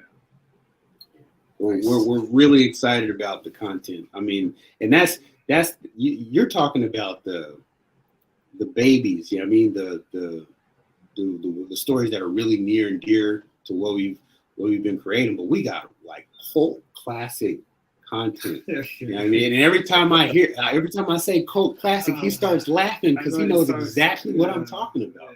Like you've seen movies like the Attack of the Killer Tomatoes, Oh yeah, Little Shop of Horrors, and stuff like that. I don't know. It's so amazing. Oh, I love him. Okay, you brought it up. What other story would you talk about? Oh man, I feel like we could go light. You want to go light? There's no real way to. I mean, we can't. All right, just give him a concept. So we got a story called Attack of the Killer Frisbees. This is exclusive. You guys are getting an exclusive first piece. Yeah, there's a spot on the website for it, but there was nothing there, and I was like, okay, we didn't really want to put anything on there. Yeah, it just says project coming soon. Oh, we have a whole story, right? We have a whole story. Like, we have the concept written, we have everything written out. But we don't really like talking about it because we haven't released anything. You know what I mean? So, but just know we already have it written. But basically, imagine a frisbee, right? It comes out of space, it hits you. Now you become a frisbee. Now they spread, they just hit other people. You become frisbees. So we have a concept. It's called Attack of the Killer Frisbees. These are like a plague of sentient frisbees. And when you get hit by a frisbee and you transform into the frisbee, in your mind, you're like, oh yeah, I want to be a frisbee. I want to turn everybody into a frisbee. I love being frisbee. So you think we should make more frisbee friends. You're part of like this giant hive mind, and one frisbee can just overtake a planet easily. Because imagine you're driving, it comes to the window, you're a frisbee. It hits animals. The animals are frisbee. Everybody's a frisbee. Cows, breaking through walls. It's breaking through walls. Oh, you have shielding on your spacecraft. Okay, they're gonna surround you and just crush you slowly. Break through. Boom. Now you're all frisbees. You know what I mean? They're just going from planet to planet like a plague. But that's all we can really say. But yeah, that's. I want this movie right now. We're gonna have to stay in communication because I think that you're understanding. You know what the other bigger story is. I don't know if you can see it really well, but I have a hold on camera. I have a Jason. I have a Chucky over here. Whoa, Yeah, so that's crazy. Because I was thinking of like, what can you create? Because I'm thinking of like, you have Alien, right? That attached to your face. It takes a while. You have like, I'm a big Star Trek fan. You have the Borg that can assimilate you. You have like the Thing or It that can basically imitate you, and you have like the Blob that just eats you. I was trying to think of what is something different and dangerous that nobody's really thought about, because that's instant, boom, and then it just keeps going, and the outer rim of them is indestructible. So the only way to destroy the frisbee is attacking them through the middle. Mm-hmm. Through the middle is where your face is. So you might be a frisbee, but your face is with a frisbee. And then as we began to like mold and build on the story, and then we try to figure out where this story fits into the rest of the universe, and the way that it just starts off as like a planetary plague, a solar system plague, but then it actually ties in heavily into other parts of the story when we get to the end game events. Nice. Oh man, we you are heavily in Graveyard's wheelhouse right now. Yes. Yeah. God, I'm letting time get away from me, man. I've got prizes to give away. I've got to hold on. No. All right. No, it's fine. It's fine. All this means is that we just need to have you guys on the show again. That's all that means. Yes. I'm with it. I'm with it. I mean, we've pretty much gotten through the majority of everything here. Actually, the only question I have left, we actually answered earlier today. So earlier in the thing. So I normally do have more questions. I'm going to ask one of my Poddex questions, just one of them. I normally have three, but I'm just going to ask one of them. What would be the worst sequel ever made? So any movie, doesn't matter what it is. It could be a movie that already has a sequel. Just what would be a movie that just, or what would be a sequel that just should not be made, period? Go ahead. I want to see if we're thinking the same thing. Go ahead. I was gonna say Toy Story 6. Which is happening. But I would watch that though. That's the You thing. would? I would Already watch it. 5 not even out. I know, but I'm just saying I would watch it. Why? What are they gonna do for 5? Why would you have to watch it? Who knows? But look, like No. toys being alive. Look. Andy is gone. You can do a crossover. Crossover Toy Story with Toy Soldiers. See what that would look like. Oh, shit, that'd be dope. Yeah. All right. So now, what I would not want to see, Morbius #2. I would be like, I'm not gonna do it. I'm not gonna do it. Well, guess what? It's Morbid time. It's Morbid time. See, did you ever see the live action kind of hardcore movie they did with the Power Rangers? They released it on YouTube. Did you see Yes.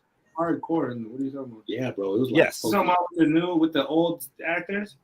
it was like there were some of the old actors, but the graphics and the effects were crazy. People was really dying. It was I didn't see it. It was- Yeah, I think because it was one of the original Power Rangers ended up being Rita Repulsa at the end of it.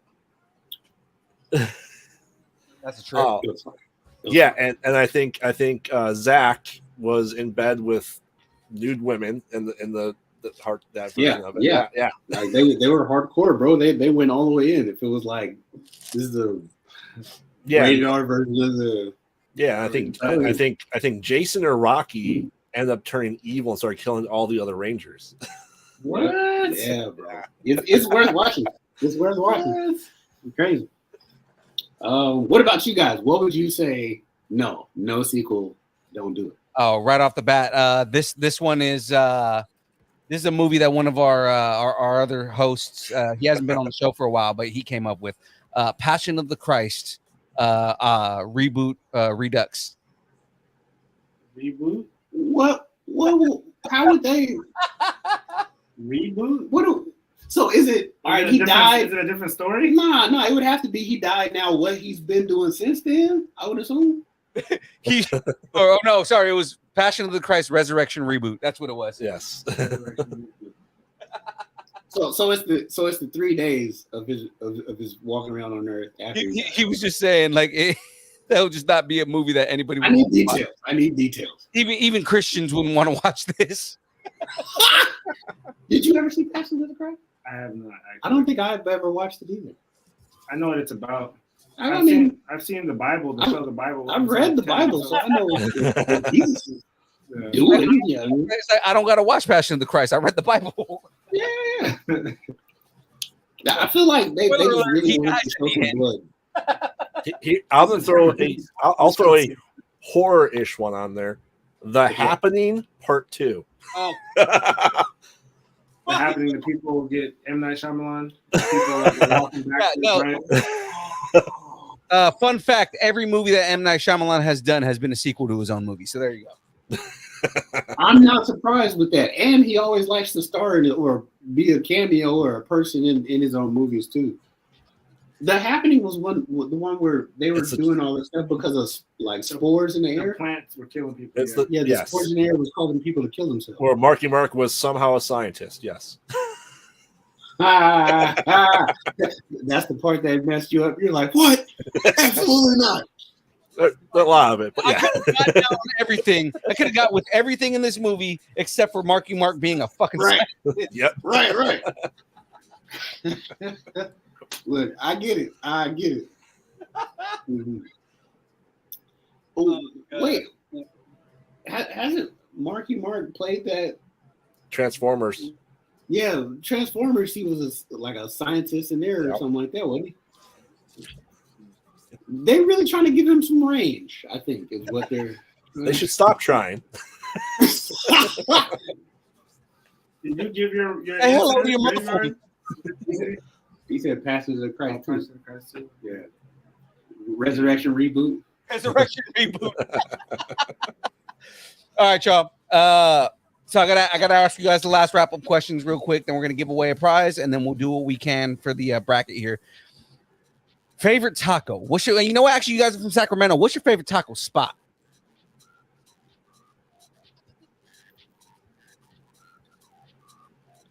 There was a place I went to recently. I forgot what it's called. They just opened up a store.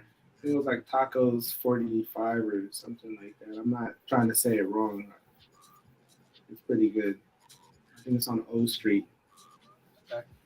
They used to have a pop-up, but then they just recently got a shop. And Oh, you know what? I know which one you're talking about. Yeah, it's like Tacos 45 or something like that. I saw the. Yeah. They're really good. I would recommend them. So that's a challenge that I have because in Sacramento, you're gonna find your best like tacos at the pop-ups.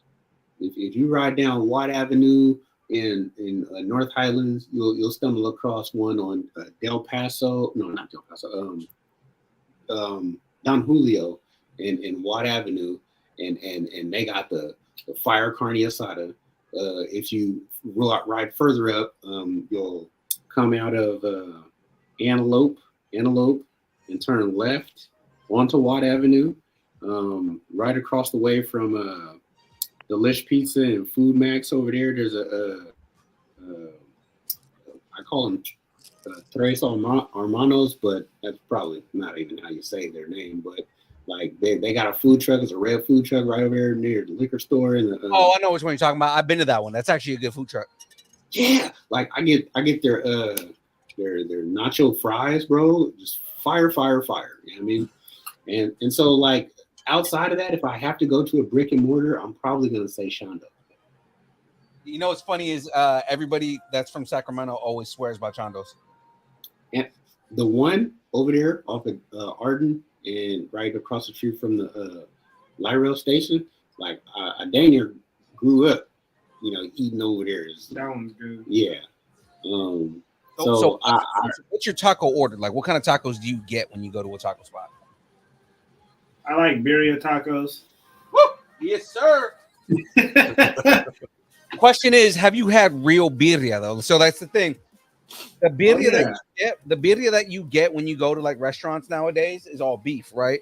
But traditionally birria is goat, right? Goat? Yeah, Love traditionally birria is goat. Okay, I used to eat goat all the time. African in them, so he's yeah. I know it's bad, and I'm probably I'm touching 40, so I need to do and make healthier choices. But al pastor, like that's the go-to. So I'm gonna let you know on a Hispanic secret. The way we judge taco spots or the way we judge anything like Latinos is how good the al pastor is. If it's good, if the al pastor is good, then that's a good spot. That's usually what I'll mess with. Do you remember the place Freebird? Yeah. We had a Freebird in the Thomas for a minute, and while we were y'all live in the Thomas too, I live in the Thomas. When we was over there, I was working over there in the Natoma School District, and the Freebird over there would have like seasonal meats, and for some reason, I had gotten paid, you know what I mean? So I'm feeling myself. It was lunchtime, and I go over there, and there's like, try our limited time tri-tip burrito. Yeah, I remember that. So I'm messing around and dropped $30 on a burrito. $30 because I couldn't just have the tri-tip meat. I had to put the queso. I had to get the avocado. I had to do it all the way up. Yeah, that place closed right around the time I moved out here. At least that. Do you know why? What happened? I mean, I don't know because that's it's a traditional burrito spot now. I haven't been back. I don't know. Have you had that place since? Oh, have I had that place? Yeah, no, it's good. Did you try the traditional? Yeah, it's the food there is good. It's decent, you know, because it's not like a it's like a regular taqueria now. It's not like it's not like a franchise one like Freebirds is. Freebirds is all over. There's a Nicaraguan pop-up spot that I used to go to too. I don't remember what it's called, but it was really good. More fun facts. I'm full-blooded Nicaraguan, so that's kind of a big deal for me. Well, there we go. Okay. See? Yeah. Life is good like that. You off screen, you have to tell me the name of this place. Yeah. I used to go there with my ex all the time. I got to take my We wife. had 3 more hours. He could tell you all about it. Okay, let's just not. All right, so real quick before actually, okay, so I do have another question. So who would win in a fight? Jeff Lannon or Cre8ive? And 1v1, no team help. So okay, are we is Cre8ive using materia or is he just going straight swords? Okay. It's straight swords. That's all it is. Jeff will demolish him, but there's a reason why. But I can't really, you know what I mean? There's a reason why. If he's just going straight swords, it's over for Cre8ive. Okay. And when we're gonna have to find out when Well, you might want to say. I don't want to. We don't have to give it all the sauce, but the truth of the matter is that in the bio that we have on the website, Jeff's Pops deals with rare metals, and these rare metals are formed in some of the most distant parts of the universe, combining some of the most toughest elements.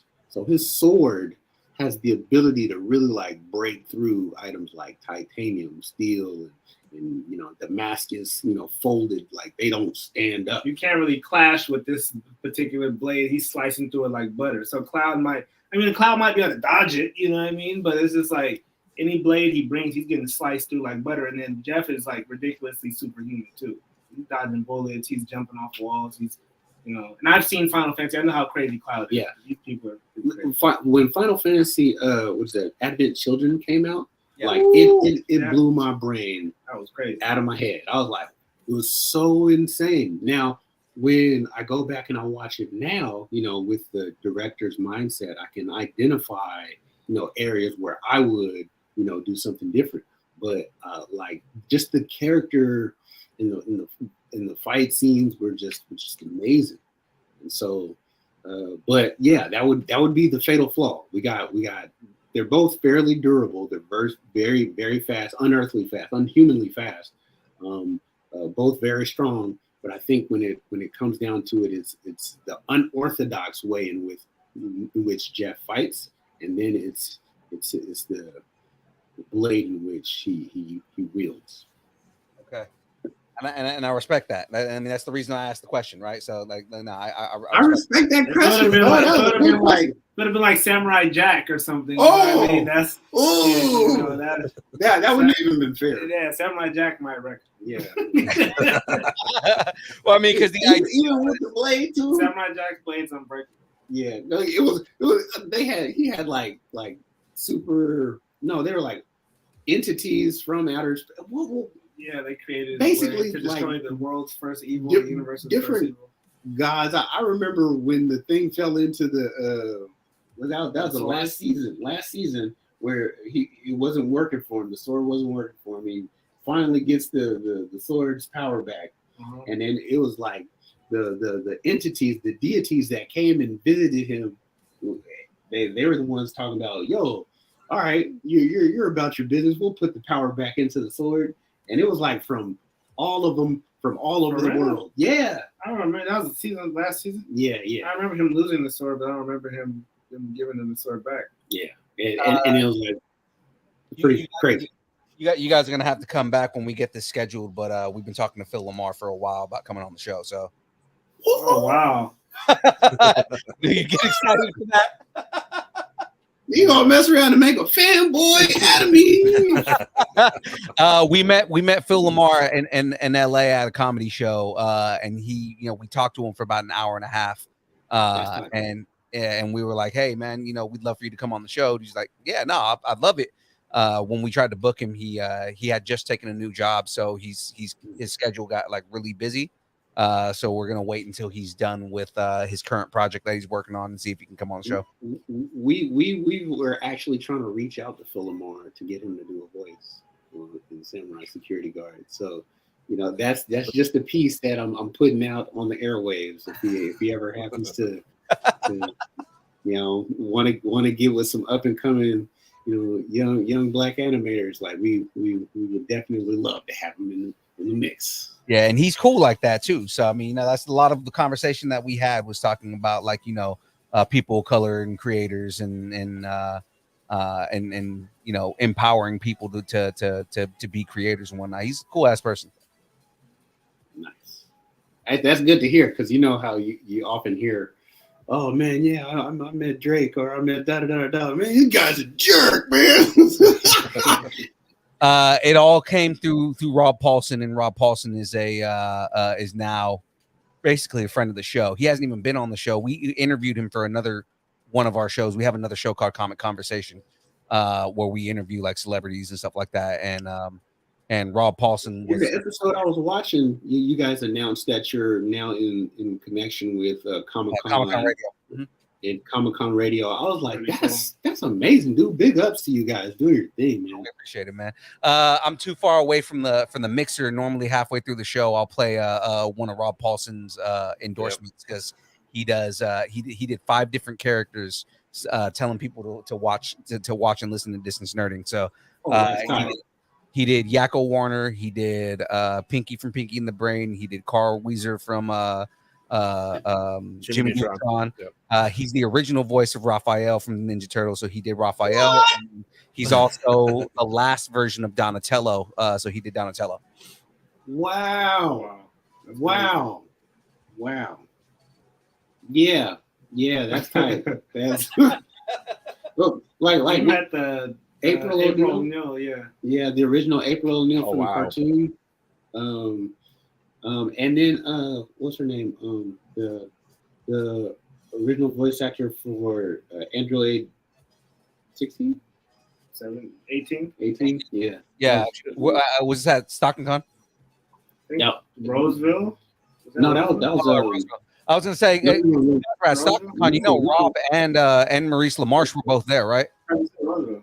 Roseville was where we had a conversation with the original April O'Neil, but Trump or Stockton Con? Stockton? No, it wasn't Stockton Con. Sac Anime. It was in Marysville. Yeah, where we ran into the DBZ voice actor. Oh, that was the voice of Pan. Okay. Pan from Dragon Ball GT. Yeah. Okay. But she also did another voice too. I forgot. And Gohan's daughter, right? Yes. Yeah.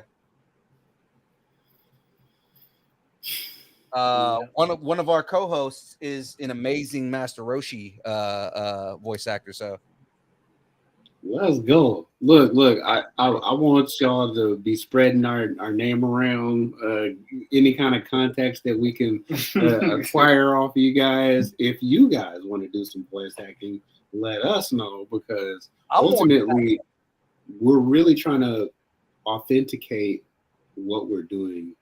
And if we're doing all the characters, that's just kind of lame. Weird. So I do some voice acting on the side. I'm more than happy to do a character for you. I think Forrest would be up for it too. Forrest would definitely be up for it. Forrest is our other co-host. He's normally on this show, but he's in Philadelphia right now, so he's not able to be on the show this week.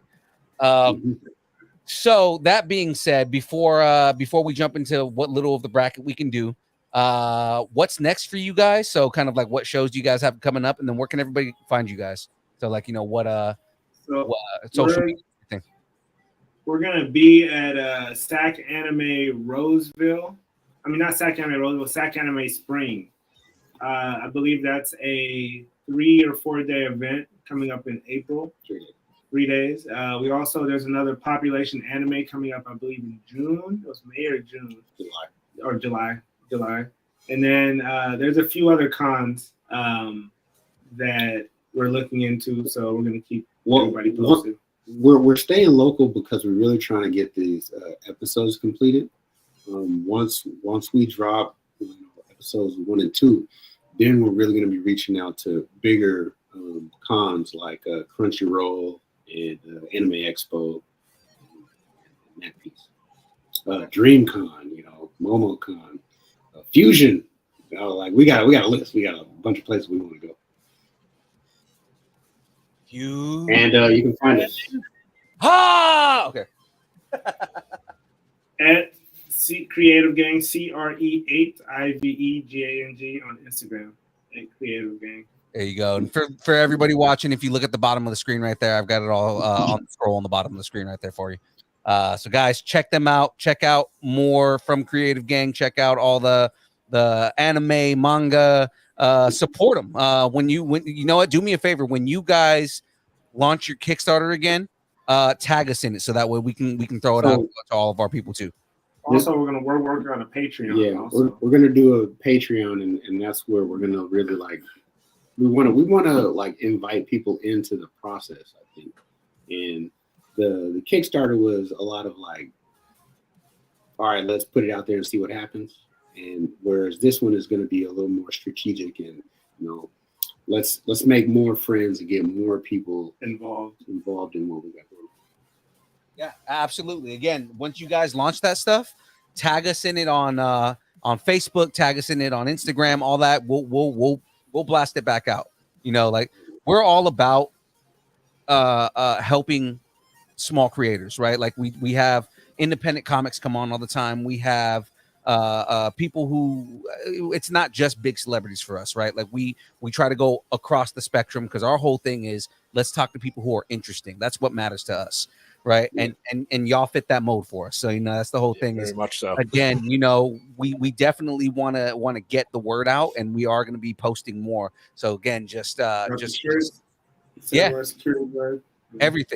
you guys do, just let us know, and we'll just tag us and stuff, or shoot me information on Instagram, and I'll put out posts for you guys. So reach we have, we'll try and get that reach out for you. We're actually going to be in Idaho in 2 weeks doing a Comic-Con there. Oh, okay. I was about to say, what is in Idaho? What is Comic-Con? I got you. We're doing a Comic-Con in Idaho. So when we go do that show again, same thing. We can kind of blast out and promote the projects you guys are doing. That's tight. Okay, thank you. You guys are great. Thanks for having us on.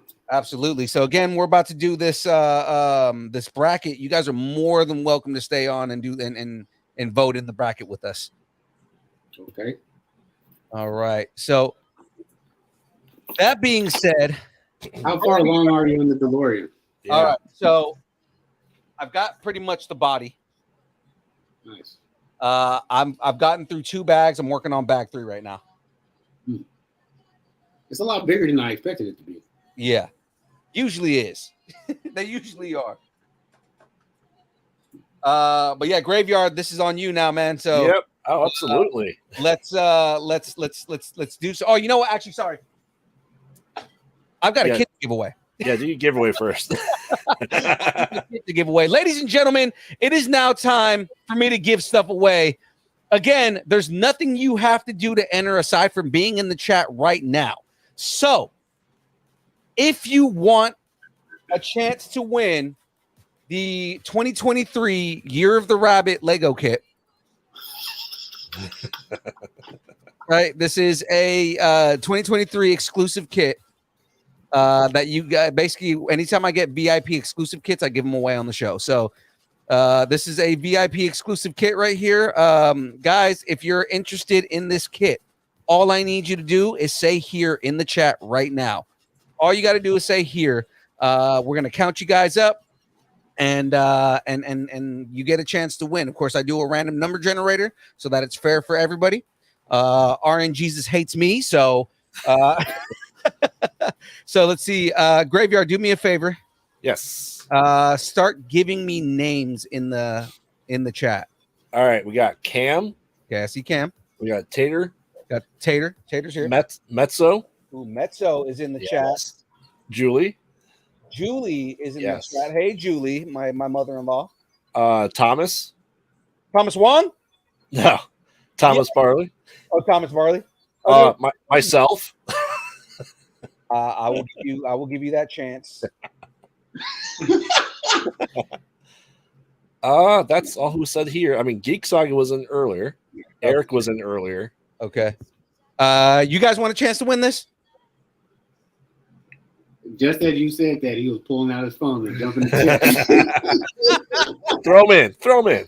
I'm gonna throw you guys in. I'm gonna put each of you guys in there. So let me go here. So Jerome and Acorde. Okay, I just said King here, but that was King Suave.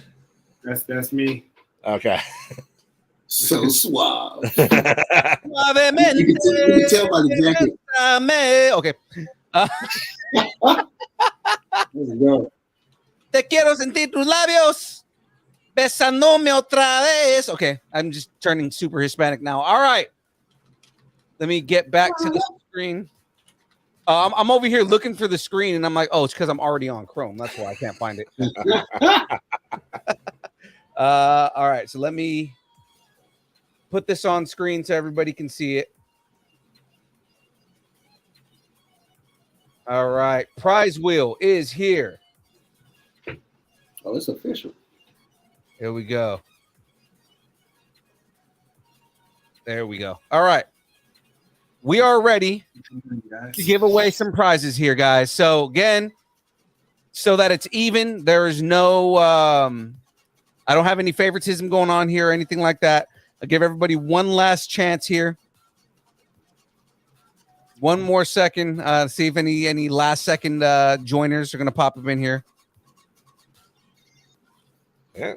All right, let's do this. Okay. Wheel of morality. Turn. Tell us the lesson. Tell us the lesson that we should learn. Yes. When I told Rob that I do that every time we, oh, there's no way Tyler won another one. What? He's a repeat winner? Yeah. That's what's up. But see, some people are just fortunate like that, man. They pray to R and Jesus. the Jesus reboot. Of course, Tyler. No, because he's won one before. I'm like, I want it to be somebody new that wins. All right.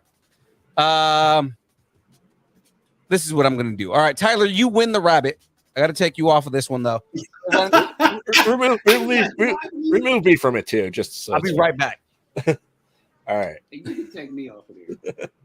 No. I won something a couple months ago, so I'll take my name off of that when he gets back. What did you win? Oh, I won. Oh, I have it right here. Oh, that dang camera and ring light. It is the Lars Family Homestead Kitchen. Yes. Lego set.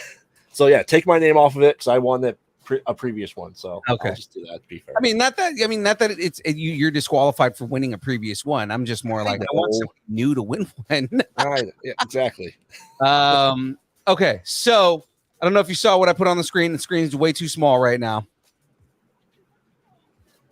Ooh. Brand new. This just came out. Hello. Oh, he wants his name back on now. Mini Slave 1.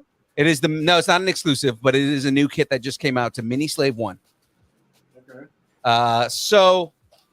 And it does come with Boba Fett. So nice.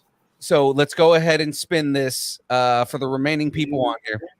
Hey, he never took it off, so you can stop reminding him though. Wheel of Morality. Turn. We can't turn, see. turn. We can't see the spinner there, Phil. Oh, I turned it off. We see your workspace. Oh, because I went full screen. That's why. Yeah, there you There we Okay, let's try this again. go. Yeah. Wheel of Morality. Turn. Turn. Turn. Tell us the lesson that we should learn.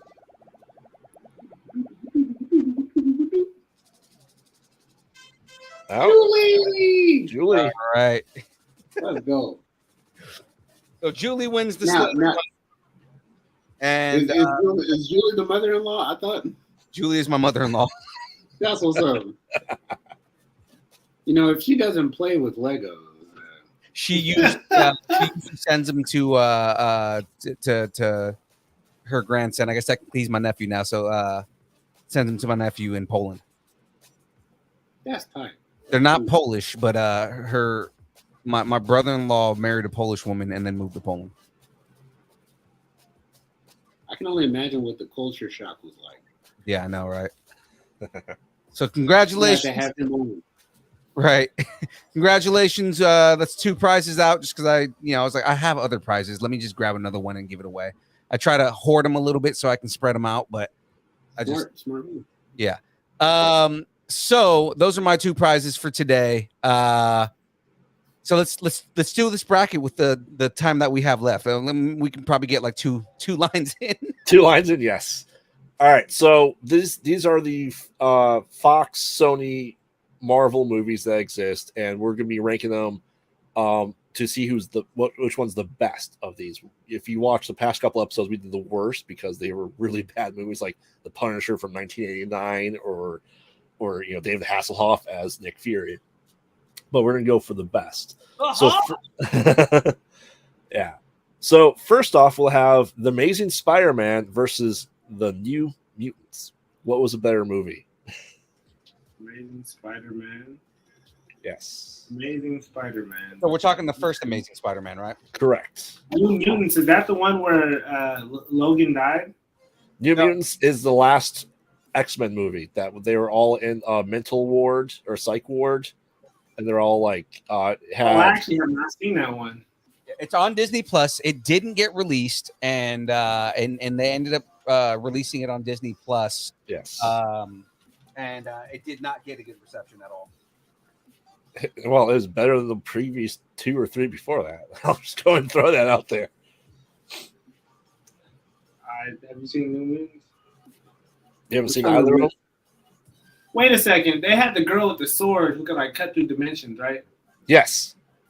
I feel like I did see magic. that. Yeah. I feel like I did see that. Who was Andrew the villain? Taylor. Juggernaut was in it. Demon Bear. Demon Bear. Was there somebody creating illusions, right? Yes. She was with the main, I don't remember her name, but when she fell asleep, Demon Bear would come out and attack the side. Yeah, okay, I did see that movie. Oh, actually. so that was the movie where they tried to basically take the X-Men concept and make it a horror movie, right? Yes. Yeah. Yep. Josh Boone was supposed to make it more so, but yeah. It wasn't Magic evil in that movie? I didn't see that one. She was just mean. Was she a villain? No, she was just mean. She was Okay. she was a bully. And the main character's ability was what? She was able to when she got scared, she projected her fear onto everyone around her. Whoa. All right, so What a concept. yeah. So Taylor says Amazing Spider-Man's a better movie. I'm Amazing going. Spider-Man is the first. Is that Toby? Is that That's Andrew, Wait. the first Andrew Garfield. Andrew Garfield. Oh no! No! God, that reaction is the best. So Who was the that one's your villain? favorite? Who was the villain? Green Goblin. Was it Green Goblin and Electro in the same movie? That was No. the second one. That was the second one. Oh, that was the second one? Green Goblin. No, sorry, the no. lizard. The lizard. Yeah, you're right. Yeah. This is the lizard. You're correct. The lizard. They're that memorable. I forgot which ones was what. See, the only one of these movies I've seen was the Amazing Spider-Man. So you think it's the better one? So I feel like that's the only one I can judge. I mean, the other movies seemed entertaining with powers, but it's just like it was. I remember not really liking Amazing Spider-Man that much for some reason. I don't know why. Most people didn't like it. I don't know if it was because of a different actor or he just didn't seem like he fit Peter Parker. He seemed too old. It's like, bro, nobody. He was too cool. Peter nobody Parker was believes supposed in- to be like a nerd. Yeah. He doesn't look like he was in high school. My opinion on that movie is more like I didn't like his Peter Parker, but I thought his Spider-Man was great. He was definitely more quippy as Spider-Man. Yeah. Absolutely. But Peter Parker, he was horrible. Right. Whereas same thing, like if you Tobey Maguire had a really good Peter Parker, but had a terrible Spider-Man. So it's just kind of like, there you go. Yeah, I agree. Yeah, So you've seen them both, so I'm what's your take? gonna have to give that one. Ooh, with the lizard. I'll probably give it to Spider-Man just because. Well, no, X-Men seem more entertaining just off the top. no, of my that head. movie got nothing but bad reviews. I'm saying like from an action standpoint. Well, because Spider-Man was doing Spider-Man stuff. That's a tough. What else would he do? No, you know what I mean? Like, Mope around subway systems. I mean, I'm going New Mutants just because it's a bad horror movie. Okay. I'm definitely going Amazing Spider-Man on this. Amazing Spider-Man. Yeah. Yeah. Okay. I think it's Amazing Spider-Man wins this one then. Oh. All right, Phil. Well, just for you, I have this next one. Oh God. You ready? I'm not. Okay. Deadpool 2. Oh shit.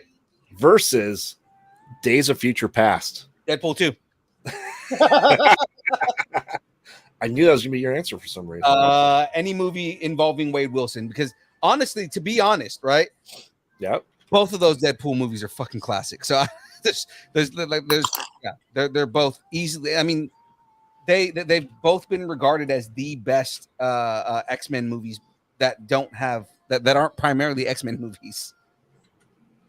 Yeah, I get that. Oh wow, I feel 3 like votes. Days of Future Past was weird.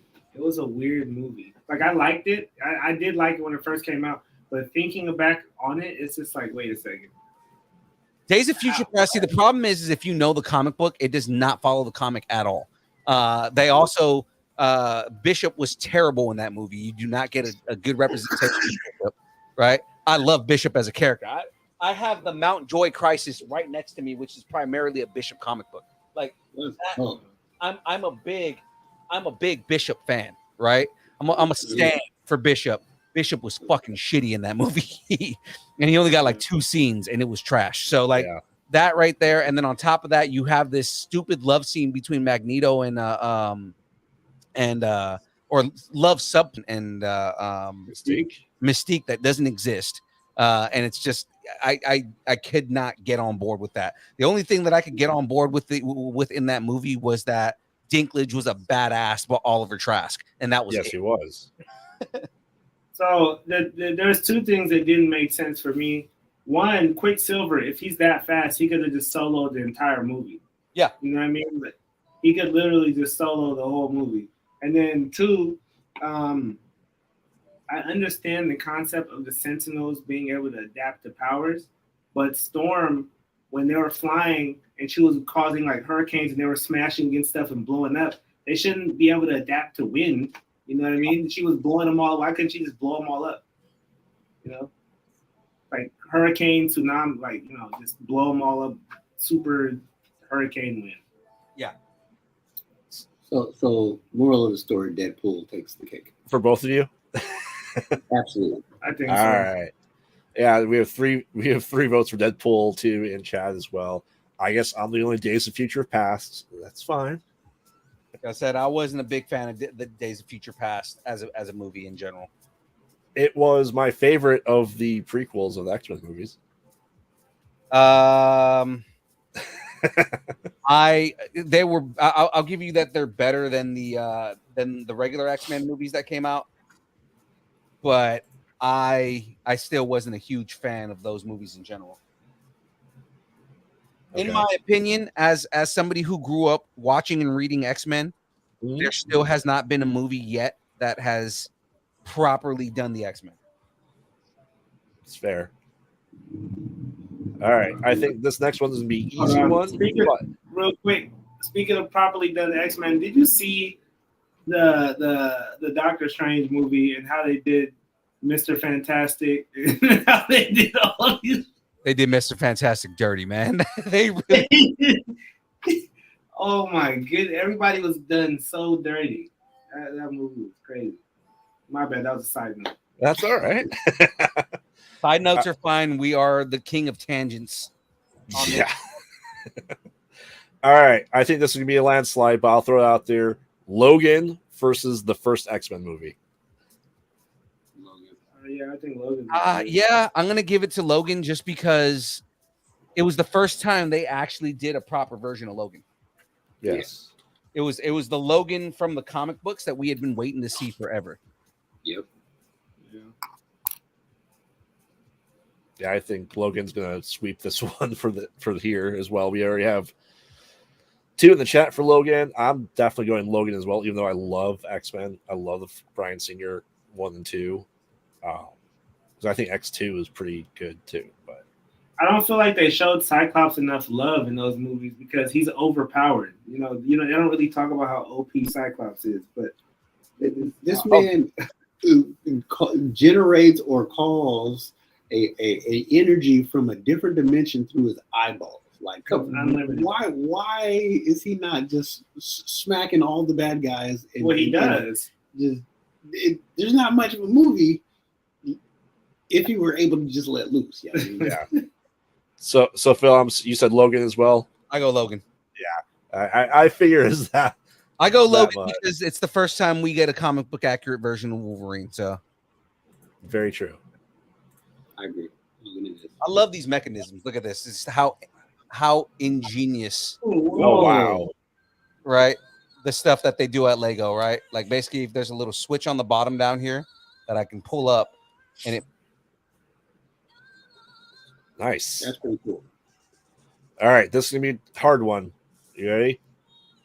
X-Men: The Last Stand versus X-Men: Apocalypse. Oh fuck! I think The Last Stand better. Can we vote both of these off the island? Can we just like skip this entire one? Those are both the worst movies.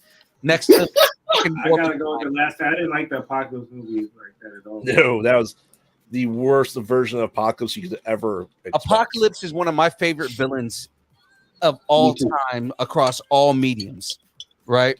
Yeah. The way they did him in that movie. And it's because they couldn't do the Kree, right? Yep. Because Marvel has the Kree, Fox didn't have the rights to do the Kree. So in turn, you can't give him all the augmentations because Apocalypse's augmentations were Kree augmentations. So now we don't get a proper Apocalypse. You have him with just his base mutant form, which is just that he's eternal, right? Except easily killable. Yeah.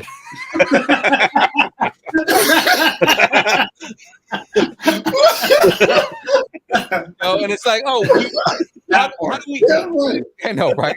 How do we make him grow the way that he grows in the comics and everything like that? Oh, we'll make it a dream sequence, right? And he grows in the dream sequence. No, that's trash. No. Kiss my ass. That's a garbage way to do anything on that. The only they wouldn't have been able to stop Apocalypse if he grew that size. Who's stopping that? Right. Well, all you do is, I've said it before on the show, and Phil knows it. My stance on Apocalypse is he's the kid in the schoolyard that when you ruin his plans, he takes his ball and goes home. That's how you stop Apocalypse. He goes, the plan didn't work. See ya. I'll try again next time. Screw you guys. I'm going home. X-Men Evolution, they just had Rogue. They just popped Rogue on him and just touched him, and it was over. Game over for Apocalypse. All right, so are we unanimous? And Last Stand being better? Can Rogue beat anybody? Can she beat Superman? If she gave Superman a hug? I don't know. That's kind of a hard one to call because Rogue, you got to think about it. I was gonna say the last time that she met a character that was half as strong as Superman, she absorbed her and gained new powers. So it's like it's kind of hard because Rogue could technically absorb Superman and become a goddess. Right. Be over. So could y'all remind me what happened in Last Stand? Because I don't even remember. That's when the Juggernaut, the kid who could I'm the fight Juggernaut, powers. bitch. Oh, no. That's another reason why I hate that movie. That and like I mentioned the other night, right? Last Stand is the movie that gave us the wannabe Scarlet Witch version of the Dark Phoenix. Yeah. It's true, There was but that dude in the Last Stand. All he had was spikes come out of his face. I was like, that's the stupidest power. this is his power, though. I mean, And he hugs somebody and just spikes. It's like, come on. he's Porcupine. Yeah, That's a horrible power. That's trash. Yeah. But I would argue that I'd argue that Last Stand gave us the most.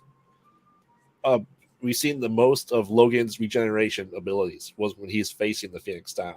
That how powerful his regeneration was, because he essentially blasted down to just almost skeleton.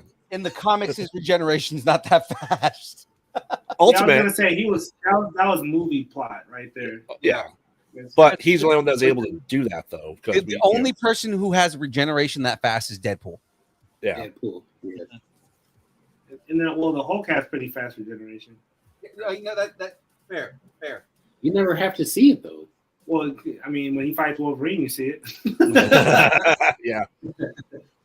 Are you talking about the cartoon movie, or I'm just in general. Anytime they fight, because Wolverine. I haven't seen the comic book.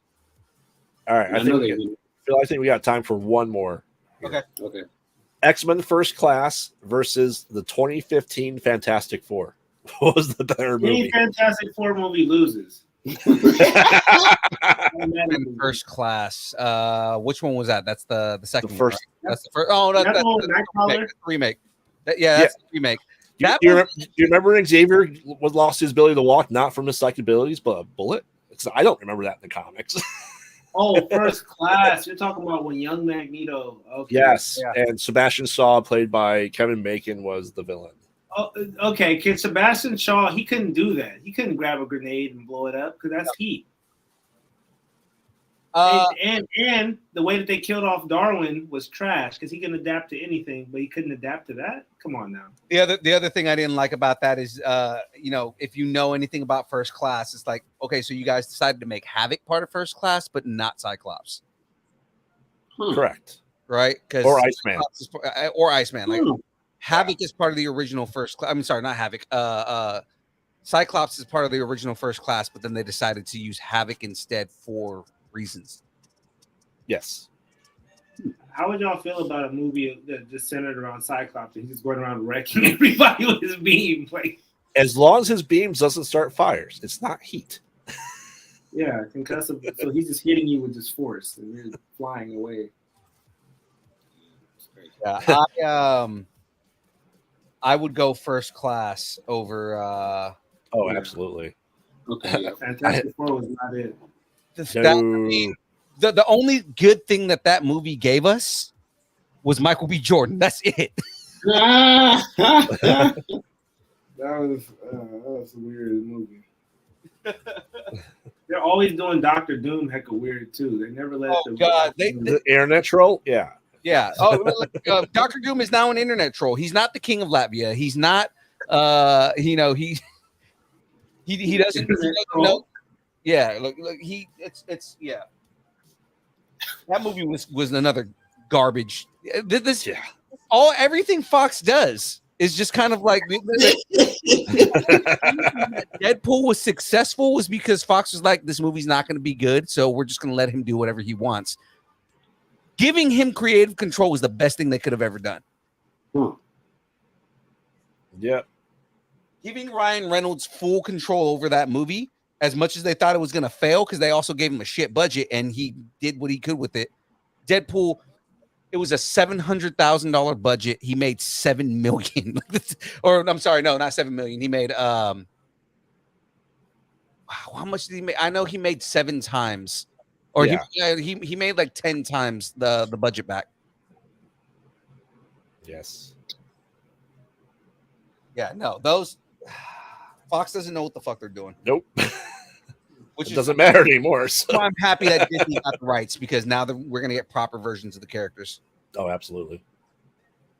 And again, I've said this on the show in the past, but Fox got the wrong lessons from things, because we got Logan out of that, which was a decent movie, right? But the lesson that they got wasn't let creators make good creations. It was, well, if we make a rated R, then maybe it'll be good. Well, I heard the new Blade movie is supposed to be, well, that's not Fox though. That's Disney, but that was also because they had the writer that was making it wasn't really focusing on the character arc and the storylines and all that. That's why they're rewriting the whole thing now. Yep. You were actually right. So worldwide ticket sales for Deadpool was 782 million. That's what it was, and it was on a budget of like 70,000. 70 million, or maybe 70 million. It was the budget that they had was for a, or maybe it was like 7 million, something like that. It was like for a B-list. Like they gave them independent movie money to make this movie. Ryan Reynolds made it work, and they made what we got in that first movie, and they made $700 million back on it. And that's the only reason that Fox was like, okay, we're going to greenlight Deadpool 2, and Ryan Reynolds can do what the fuck he wants because he knows what he's doing. Yes. What did you think about Deadpool 2?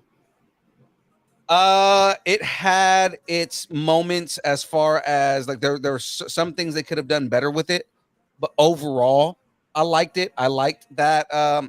I assembled the entire X-Force just to sentence them to their death. And that was died in the very next scene. That was one of the things that I was going to complain about. Was like probably one of the things that I didn't really like that much was that he killed off the X-Force, right? But he's also saying that the concept that he was going for in that was the Deadpool kills concept, that the fact that they can write the characters back in at any point.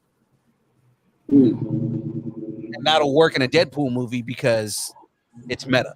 Yep.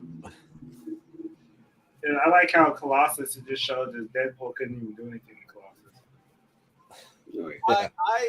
My favorite thing about Colossus, or like we got a proper Juggernaut out of that movie. Yes, we did. And there were Easter eggs. But Juggernaut electrocuted though? Yeah, but it didn't kill him though. It just knocked him out. Right. Okay. Yeah. Like we got an Easter egg. Like literally, he talks about my stepbrother's is some kind of mutant and all this. He made a Xavier reference without saying Xavier's name. Right. The fact that the school that they're at is a reference to Mr. Sinister. Like there's so many Easter eggs in that movie. I think Mr. Sinister was actually my favorite bad guy. Oh, absolutely. That's who we're supposed to be getting pretty soon. Like I think they're saying that live action. If they do that correctly, then if they do that, they got to bring in the Gambit storyline, and they got to do Gambit correctly. I fear that they may not do Gambit correctly. It's going to be almost impossible. That's my favorite X-Men of all time. If Disney does it, depending on who gets it, they may do Gambit right. Especially with the fact that they're going to do Deadpool.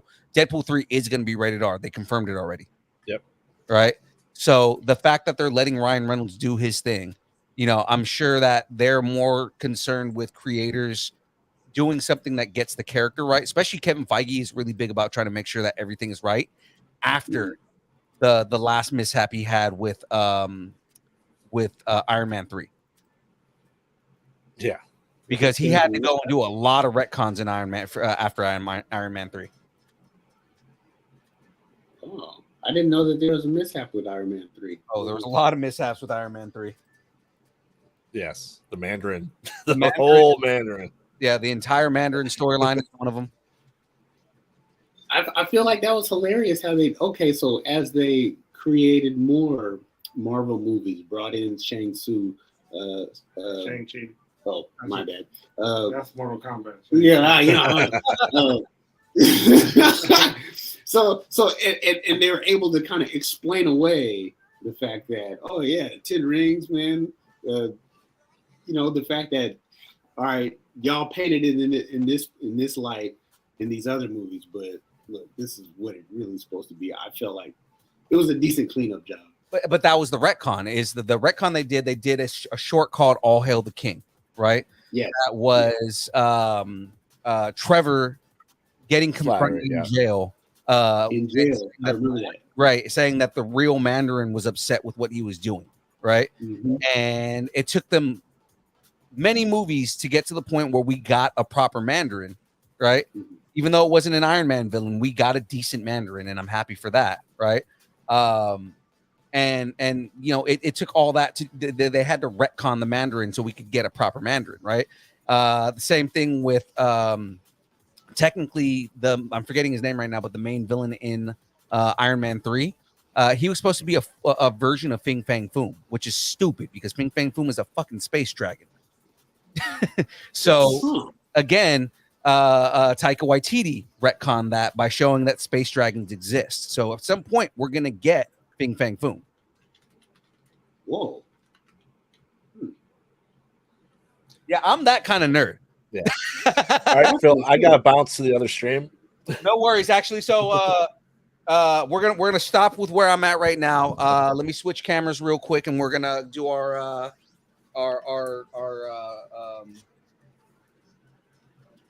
pluggables and whatnot, and let's get going. I know James is not in the chat right now, so I don't have to worry about him getting pissed off that I'm about to do things right now.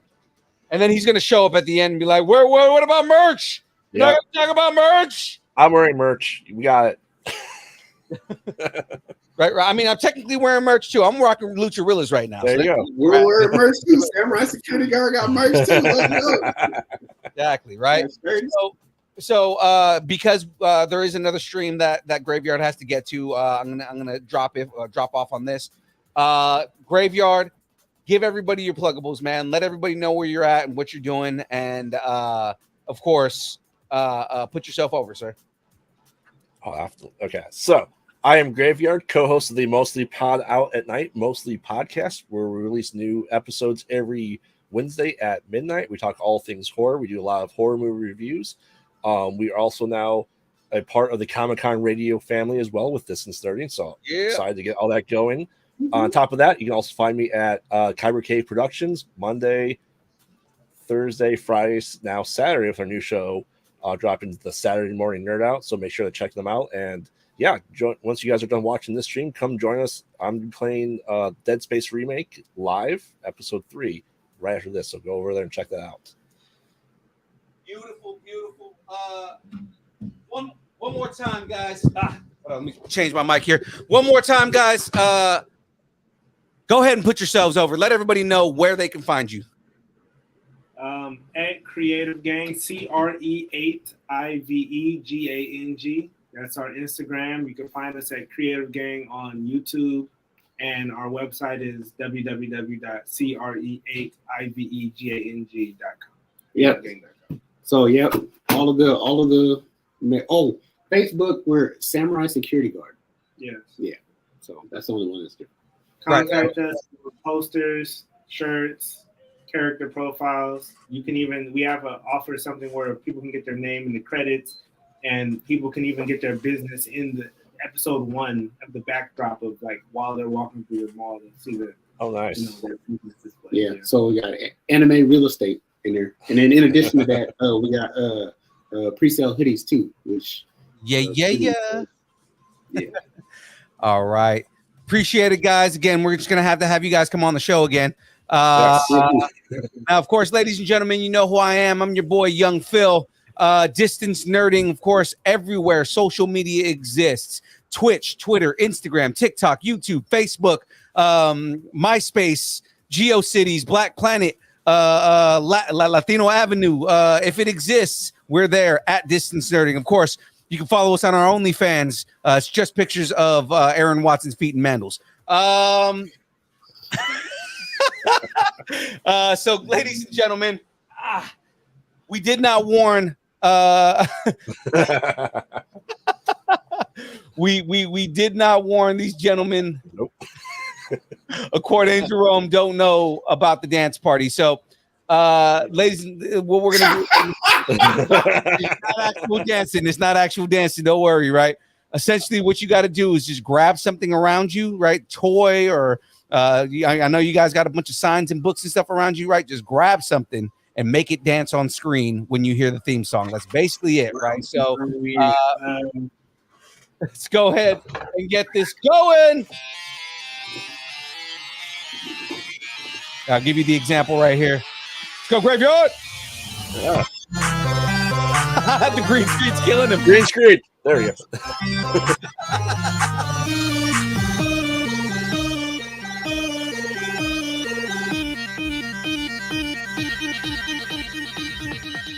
Distance nerding.